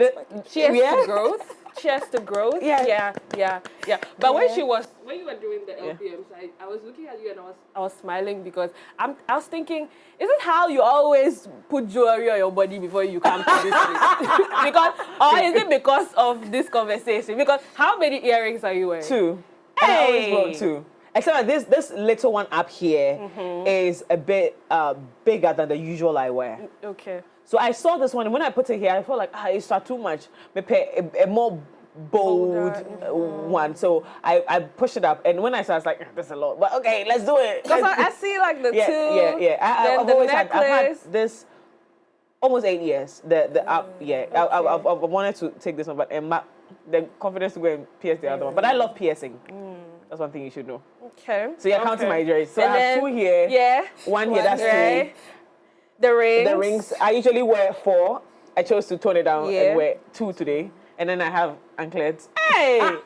Is this how you get it? This conversation is for her. It is. So, based on what how do you choose what jewelry to wear? Because like, for example, as she's saying, she had 2, like she wanted to wear the smaller one at the bottom and then she decided to put like a bigger one there and then style it differently. So how do you decide what type of jewelry to wear and how to pair it? Okay. So to be very honest, there's no right or wrong way. However, it's very important that you ask yourself, how do I want to feel in the moment? what do I want to exude? Do I want to exude confidence? Do I want to be just minimal and subtle? Yeah. And so looking at her, I can just tell she wanted to, be very confident here. And also it says a lot about your personality. Even if I want to look bold and exude confidence, because I'm a minimalist, I'll still, even though you see this ring is very bold, but I'll still go with a very minimal touch. So I'll just wear one, or wear one here, one there. But you not find me wearing a lot of that here. Yeah. But it doesn't mean she doing that as well is wrong. It's just speaking to who she is and what her personality is. Right. Yeah. So once you figure out, okay, I want to feel confident, I just want to be casual, I want just to look minimal, you can now start choosing jewelry that communicates what you want to feel. So I know that there are different types of necklaces, and I think they go with different necklines, right? Can you take us through that? Okay, so there are different necklines, obviously. I'll start off with, say, the V-neck. Who's wearing V? I'm wearing a V-neck. I think she's kind of wearing a V-neck. It's not a V. It's not very too pronounced, but like there's a bit of, Okay, so let's use So with you. something like this, it's good to wear necklaces that have a pendant. So you realize that my necklace is simple, but it still has a pendant. So it just stays here and looks really clean and neat over there. Even hers, even though it's not really a strict V, she still has a necklace and a pendant, and then you as well, right? So for V necklaces, a necklace and a pendant. For if you have like an off shoulder, because you have a lot of space on your neckline, Like she does. Yes, you can just also think of statement pieces. So for example, you can just focus on your earrings or get like a choker to just frame your face really nicely. So instead of using this one, then we are using the choker and then either a choker or a statement piece. Or you could just not wear a necklace, but just because you are wearing a very bold statement earring, it just exudes and gives you more presence. Right. So there's also like the crew neckline, but for that one, I don't know if you've noticed these shirts that cover all the way here. Those ones really go well with layering necklaces. So you notice that even though your neckline is covered, you can wear multiple necklaces that's just focuses on that side. So you make sure that it's different lengths of different necklaces so that it doesn't look messy and not organized. And also, if you have you're wearing a dress that is very plunged all the way back here, you can still, use very bold or nice, simple but nice necklaces that still exude your presence. Okay, you were speaking about layering. Let's just jump Delve onto into that. It's trending a lot now. So layering the necklaces, how do we make sure that it doesn't look too messy? Yes, that's a very good question. Right now, wearing multiple necklaces is like in fashion, but you can't just decide that you take any necklace and just put it together. And then you have to make sure that it looks organized, it looks very intentional, and it's also balanced. So, for example, because you are layering, that means that you're wearing different necklaces and you want to still exude show light on every necklace that you're wearing. So you have to make sure you're wearing necklaces with different lengths. So you can't wear let's say if you're wearing 4 all at once and then they are all falling at the same place and we can't really see the beauty of each piece. So you can start off with maybe one necklace that has no pendant. It's just a plain necklace that is really short. And the next one can have maybe a pendant that is probably even significant to you. So you find that people would have initials as, on the necklace as well. Or any pendant that maybe speaks to you. So you've got maybe love, peace. If you're a Christian, you want to have something like this. Exactly. So if you look at that necklace, you realize that it is not all the same length and just false. Right. It's different lengths, and then you can beautifully see every necklace and the pendants and whatever story it wants to tell. Okay. But I have an issue with mixing gold and silver accessories. I don't know if anybody here too has an issue with that.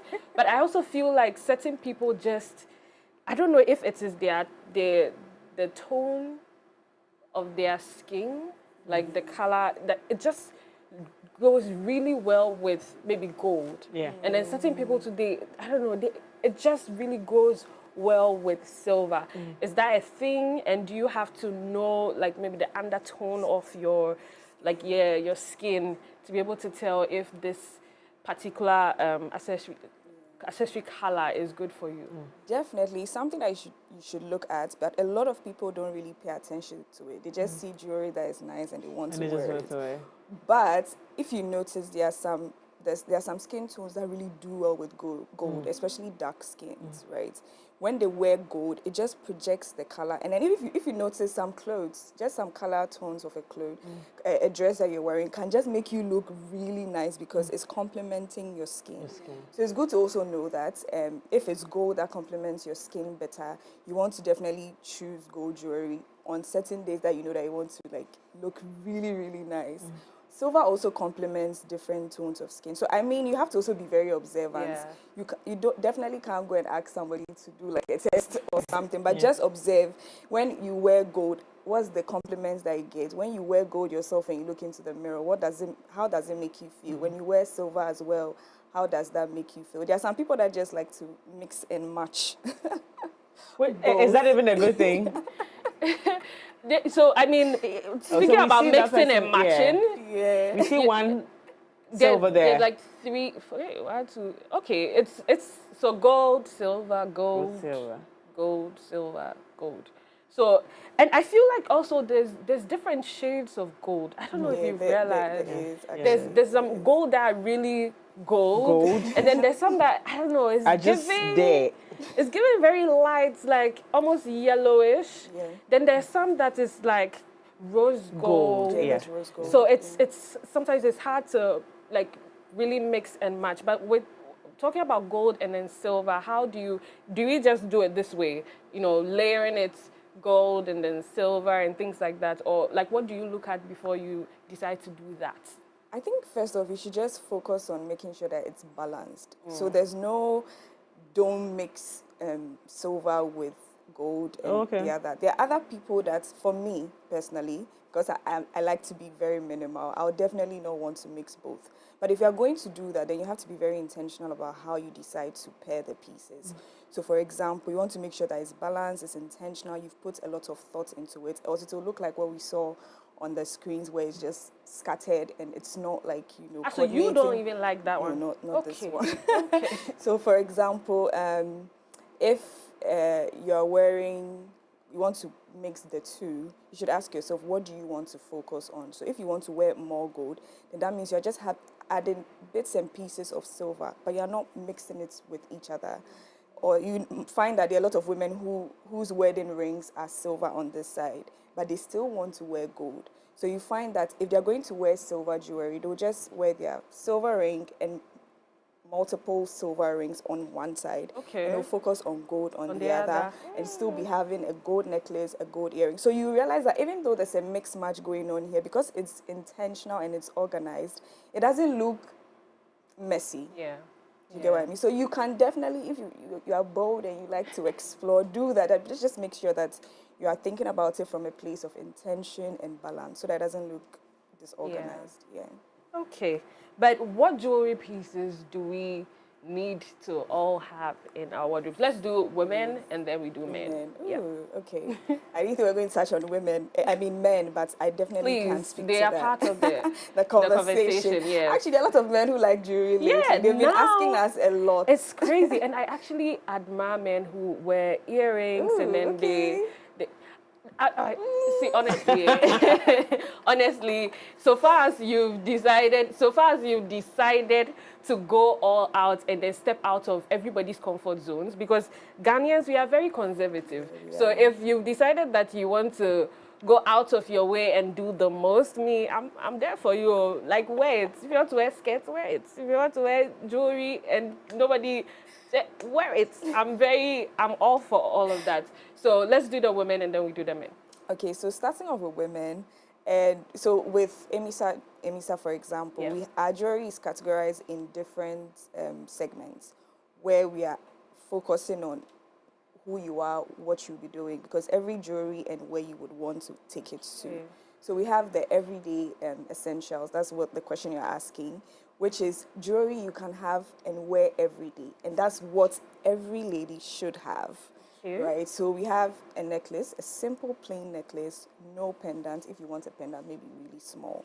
but a simple plain necklace, no pendant. And it's very good to have it because you don't always want to be accessorized, like overly accessorized.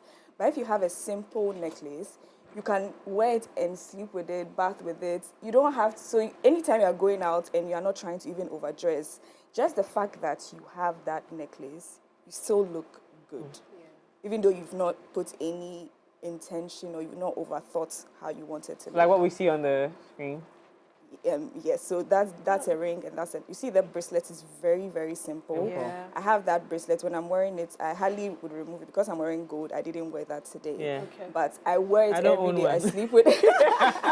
I sleep with it. I do everything with it, and then when I want to change, I just change it.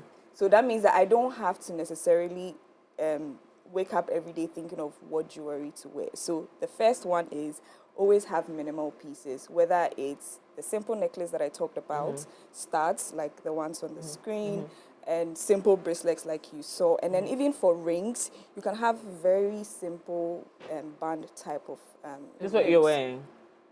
Yes, the necklace. Yes, that's the big necklace. Okay. Does that answer your question? I want us to go Yes, further. so that's the essentials, right? So And then- everyday pieces you should always have. Then you should also have bold statement pieces, because even though you would want to be minimal, there are days that you just want to exude like a bossy, you want to just be a boss. Like she's looking today. Today as I was coming here, I knew that I wanted to feel like a boss. That's why you wore your power suit. Exactly. Yeah. And then I made sure I complemented it with a statement Yeah. ring, right? Or even if my hair was held back, I would use a statement earring. So definitely make sure that you have, outside of the everyday pieces, just make sure you have like some bold looking jewelry, from earrings, necklaces to rings, and even a bracelet as well. Okay. And then for the men? Oh, sorry. Yeah. I mean, what I want to talk about the ring. bracelet on the jacket.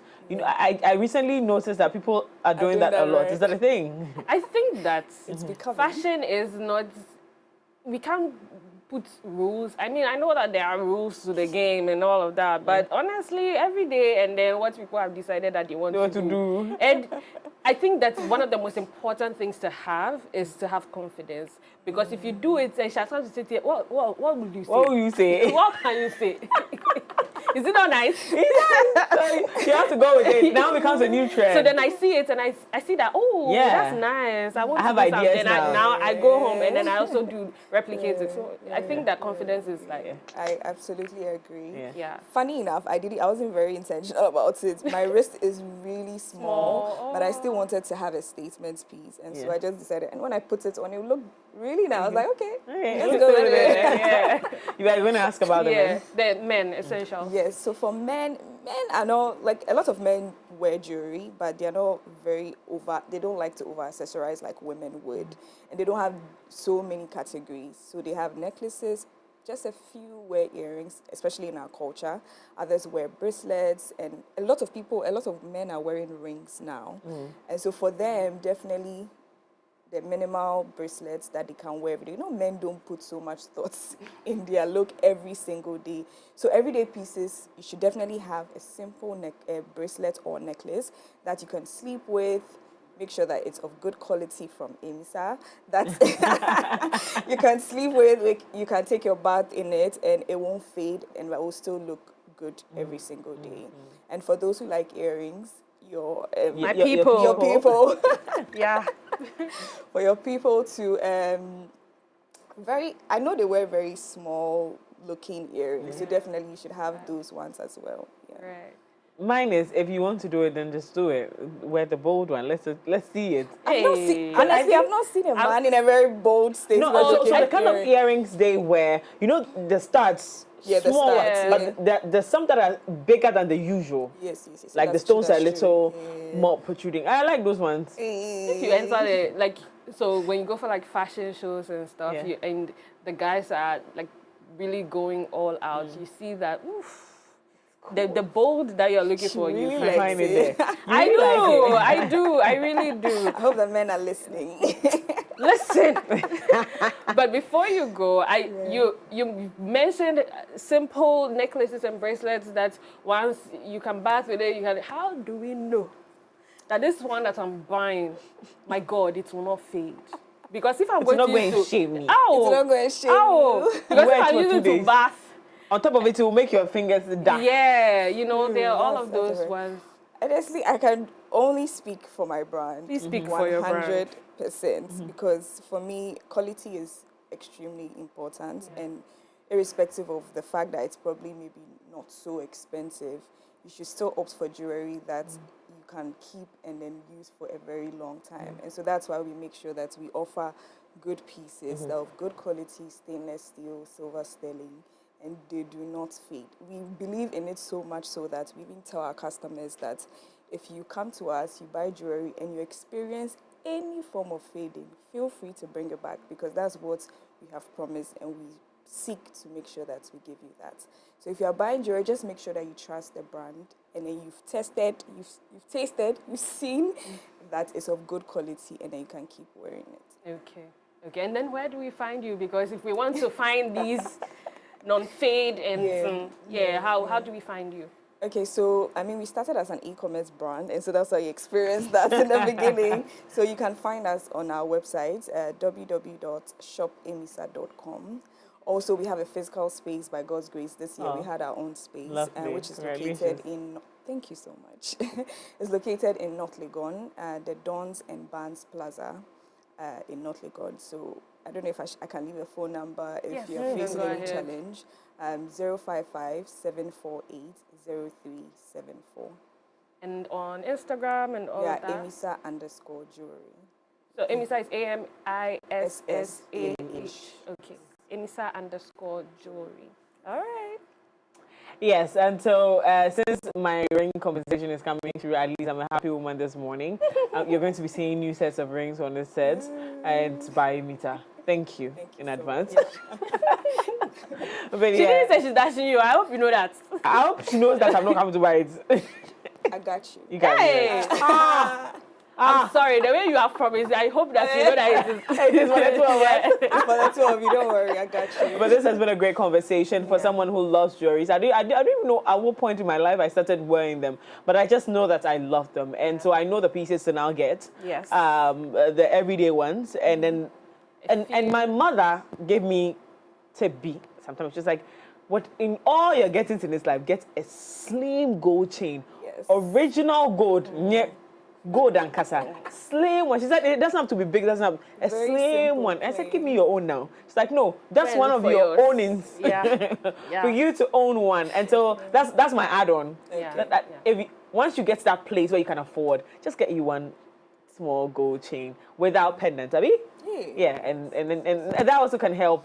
It just adds a bit of class to your outfit. So jewelries all the way, and it has been a great conversation. I know you and I have learned, like we do all the time on the show, we learn and grow together. And so Fashion Wednesday did just that for us this morning. Again, young lady, I miss you. Thank you so much for coming with this conversation. Misa as well, you can find her on social media. Follow her. Let's support. It's a Ghanaian-owned business, so let's go support that. Let's go support that. Now, moving straight to the plug right here on the AM Club.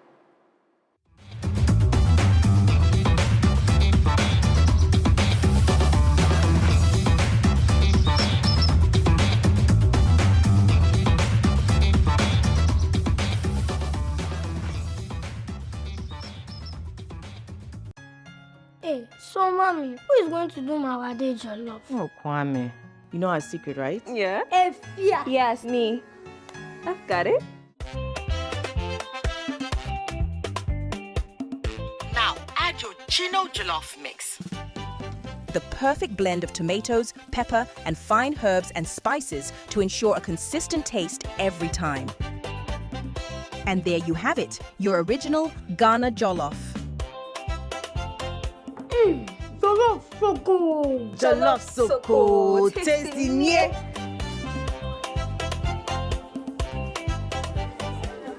What is going on here? Enjoy jollof the Ghana way. Gino jollof is made with the perfect blend of tomatoes, pepper, and fine herbs and spices to ensure a consistent taste every time. This advert is FDA approved.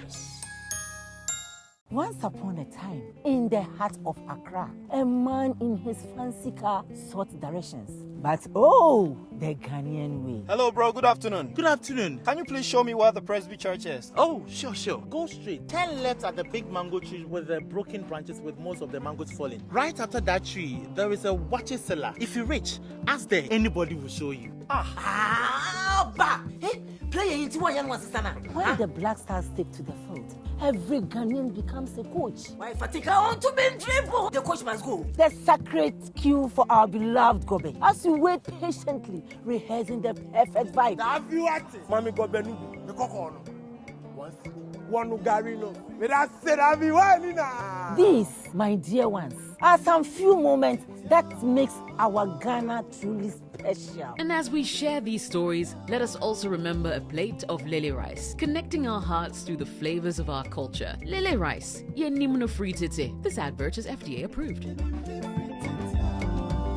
Charlie, you've sent me a box of empty Cowbell coffee sachets. Babe, those are Cowbell coffee promo sachets. Oh, for the Cowbell coffee with you every moment promo. I could win that new MacBook I've always wanted.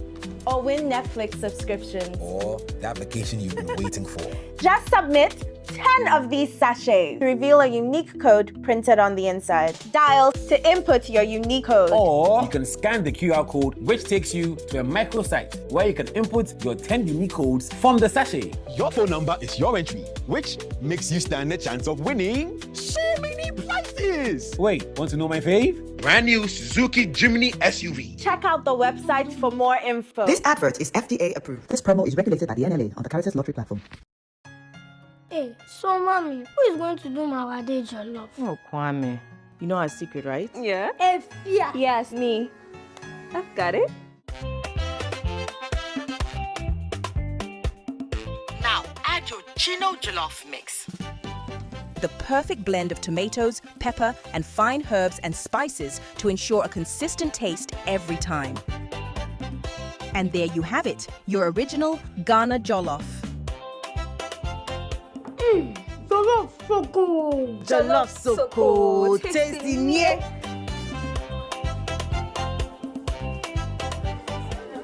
What is going on here? Enjoy Jollof the Ghana way. Gino Jollof is made with the perfect blend of tomatoes, pepper, and fine herbs and spices to ensure a consistent taste every time. This advert is FDA approved.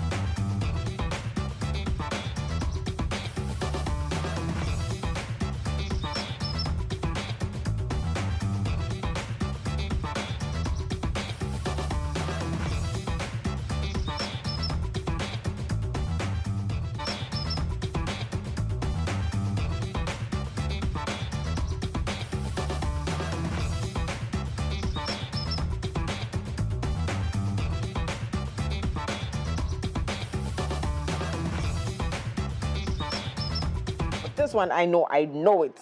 I know it for a fact. And I've enjoyed it before, and I know you have too. So welcome back to the AM Club right here on MX24. My name is Miriam Uduak-Mensah. We're about to have a conversation, a real conversation, pure conversation. It's the plug segment where we get to plug in great creatives, people doing amazing things in the world. And these two, they have started confusing me in my life. I don't want to be their friend. Because not me that I'm coming to say that. I sent it to someone who says, me? Because then I get confused. Yeah, Twins Don't Beg did that to me for a very long time, tortured my life, and I have to deal with you. So please, if we don't become friends, this is the reason. Good morning. How are you doing, Bhadmayors? Good? Yeah. So Samuel and Paul. Yeah. We'll start. It's a good start. I know where Samuel is sitting and where Paul is sitting. They have matching tattoos, so again, they'll confuse you further. But wait, have you had to deal with your parents beating someone for what the other did? Oh, yeah. So many times? Yeah, my mom. My mom is very wild. Yeah, your mom is wild. Yeah. To beat you for what? She can beat Paul for what someone did. Yeah. And so how do you then defend yourself? She just realized it. I like. Does she apologize when? Oh, yeah. Oh no, sometimes. Sometimes, but like that woman is. I can see mommy is wild. Yeah, my mom is wild. Yeah? Any benefits from she being wild? Yeah, like it trained us to be also wild. Yeah? So you're wild. Because y'all really wild. Yeah. You're very, very, very wild. Yeah, really. Why? Because of mommy. You are eating people on social media. And I want to start from there. Unfortunately, because I don't start my interviews like that. I usually start from the very, very, very positive notes. But two significant events that I'd like us to touch on. One being the recent poisoning situation. Who got poisoned? Paul. You got poisoned. What happened? All right, so it was just one midnight. I had to.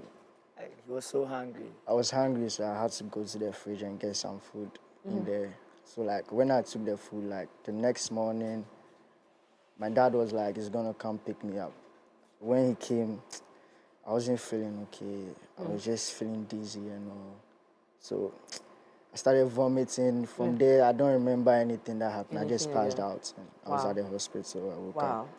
And what did the doctor say? Yeah, it was a food poison. They confirmed it was a food poison. Yeah. In your fridge? I was even shocked, like, you know. Yeah. Did you launch any investigation on that? Where it could have we're about to. You're about to. Yeah. How long ago was this? It was like 2 weeks, 3 weeks ago. Before August. Before August? Yeah. So like that's 1st August, I was in the hospital. Like so like 29th. July. Ooh. It was difficult then, sorry. It was very when I got to the hospital, like, man. Like I shouted, "You some." So when I did that, my mom was like, "Yo, Paul, chill." I was like, "Cool." If you said I should chill, then I'll chill. Yeah. Oh, that's scary. Yeah. Has it done anything to you mentally? Have you been able to see a therapist to go through that phase? Yeah. You're fixing that. It got me too. Like, it got me. Really got me. Yeah, I can imagine. Ooh. Sorry about that. And we're very glad that you're back here. We're very glad. So. I guess from here we're going to be extra careful. Going to be extra careful. Then there's also a feud on social media with another artist. You want us to mention names or you get into the wahala? We don't mention names. You don't mention names. So tell us what the feud is about. What's going on? Okay, so we were in a label that, you know, weren't appreciated. When you say you were not appreciated, what do you mean by that? Like for the works we've done, like we weren't given credits like we're supposed to be given. Oh. Yeah. And you didn't like that? Yeah. It wasn't, you see, you're in a label getting everything you want, but you're not happy. You know, like, you're not so happy. And I just feel like, you know, sometimes can't work with them. We've been attending shows and we are not allowed to perform our singles. Why? Yeah, like that's what do. Like that's not a plan though. But like when we get there and we're about to be called out, then the whole thing changes. The whole thing changes. Like then they'll blame the organizers. But the organizers had nothing doing with it. You think the record label was sabotaging you? Yeah. Oh no.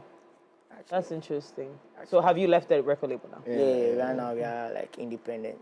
Wonderful. We wish you all the very best. If you ever want to join another record label, I think you have to look into the And contract. also, people have to be careful out there, know like Very the important. decisions they take sometimes. Very 'Cause, like, important. sometimes you take some decision and use your heart and everything to it, and it will fuck you up.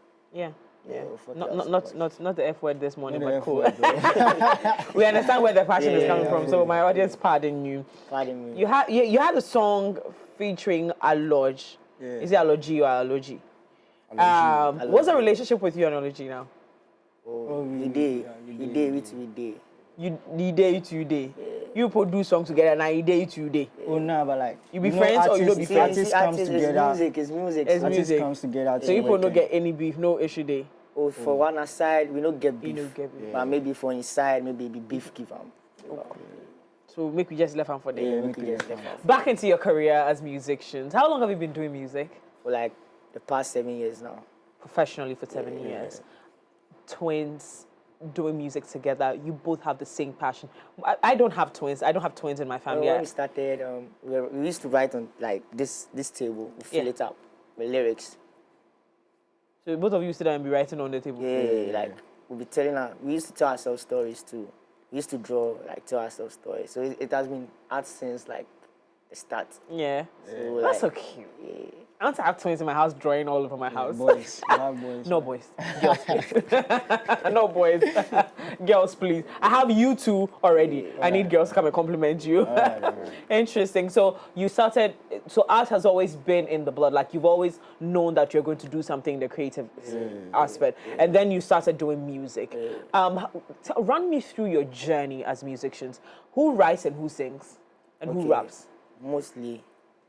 Mostly, I bring up the idea, and Sam touches it with his idea, and you just be writing together. And also like, can you imagine when you have your other clone, like a clone of you, doing the same thing? How come you both have the same passion? That's we've seen other twins do that, but actually, at the start, we used to draw like video, like movies. Like let's say we can create our own cartoon. Our own characters. Then like a whole book with it. So he will be telling me his story, I'll be telling him my story. So we got connected like from the start. And then, like when we got to some time, like we started writing, I was like, yo, I also know like we sing like so we were like, let's put it all together. Wow. Do you fight? Once in a blue moon. Once in a blue moon. What do you usually fight about? What's like maybe he's taking a decision I don't really like. Okay. The F word, man. The F word. He's really using the F word. Yeah. I'm sorry. It's too early in the morning now. Very, very early in the morning. Paul, it's too early in the morning. So usually the only thing that brings you to a place where you're fighting is when one is taking the decision and you're not with it. We don't really fight for long. Just like, some 50 seconds. Some 50 seconds. No, they'll just come together. I'll just pick one thing. Yeah? We'll just pick. Wow. So you're mostly at peace together. Which means that. I'm asking this because we have musicians who are twins who have done music for a while and are separated now. They've separated 3 times. You know who I'm talking about. They are not here, so they can't come and beat me. P Square. They're not working together, and it gets worse every year. Right now, the issue on the ground is not even a joke. So we're trying to find out whether there's going to be like a point where you people cannot just come to a conclusion, like a very meaningful settlement of issues. So P Square's own, for my part, like I don't really know what could be. What could be that that couldn't happen between us. Because we are like, I don't know. It's like. You got like 5 and 6 men together. You actually won one. You have a new project out. So let's go back into that because I know in the future we would have more conversations about awards, about globe-trotting tours and all of that. And I know those ones are coming, but now we have a new project. What's it called? The Narrow Road. The Narrow Road. Tell me about the Narrow Road. So the Narrow Road talks about our journey. Also, it's a whole story. How sometimes we feel, how sometimes I'll be going up on stage you think I'm okay jamming with you over there, but it's all anxieties. Like, I'll be going to the stage with my hands sweaty. Like, yo. You're not sure if you're going to do this? Because, like, before I get there, like, I've been said, like, been spoken, like, some words have been spoken to me that has brought my spirit down. Yeah. So before I get there, you know, I'll be, like, my hands will be just sweaty. So, like, it's... And also, the narrow road is like a part to eternal life. You know? Yeah.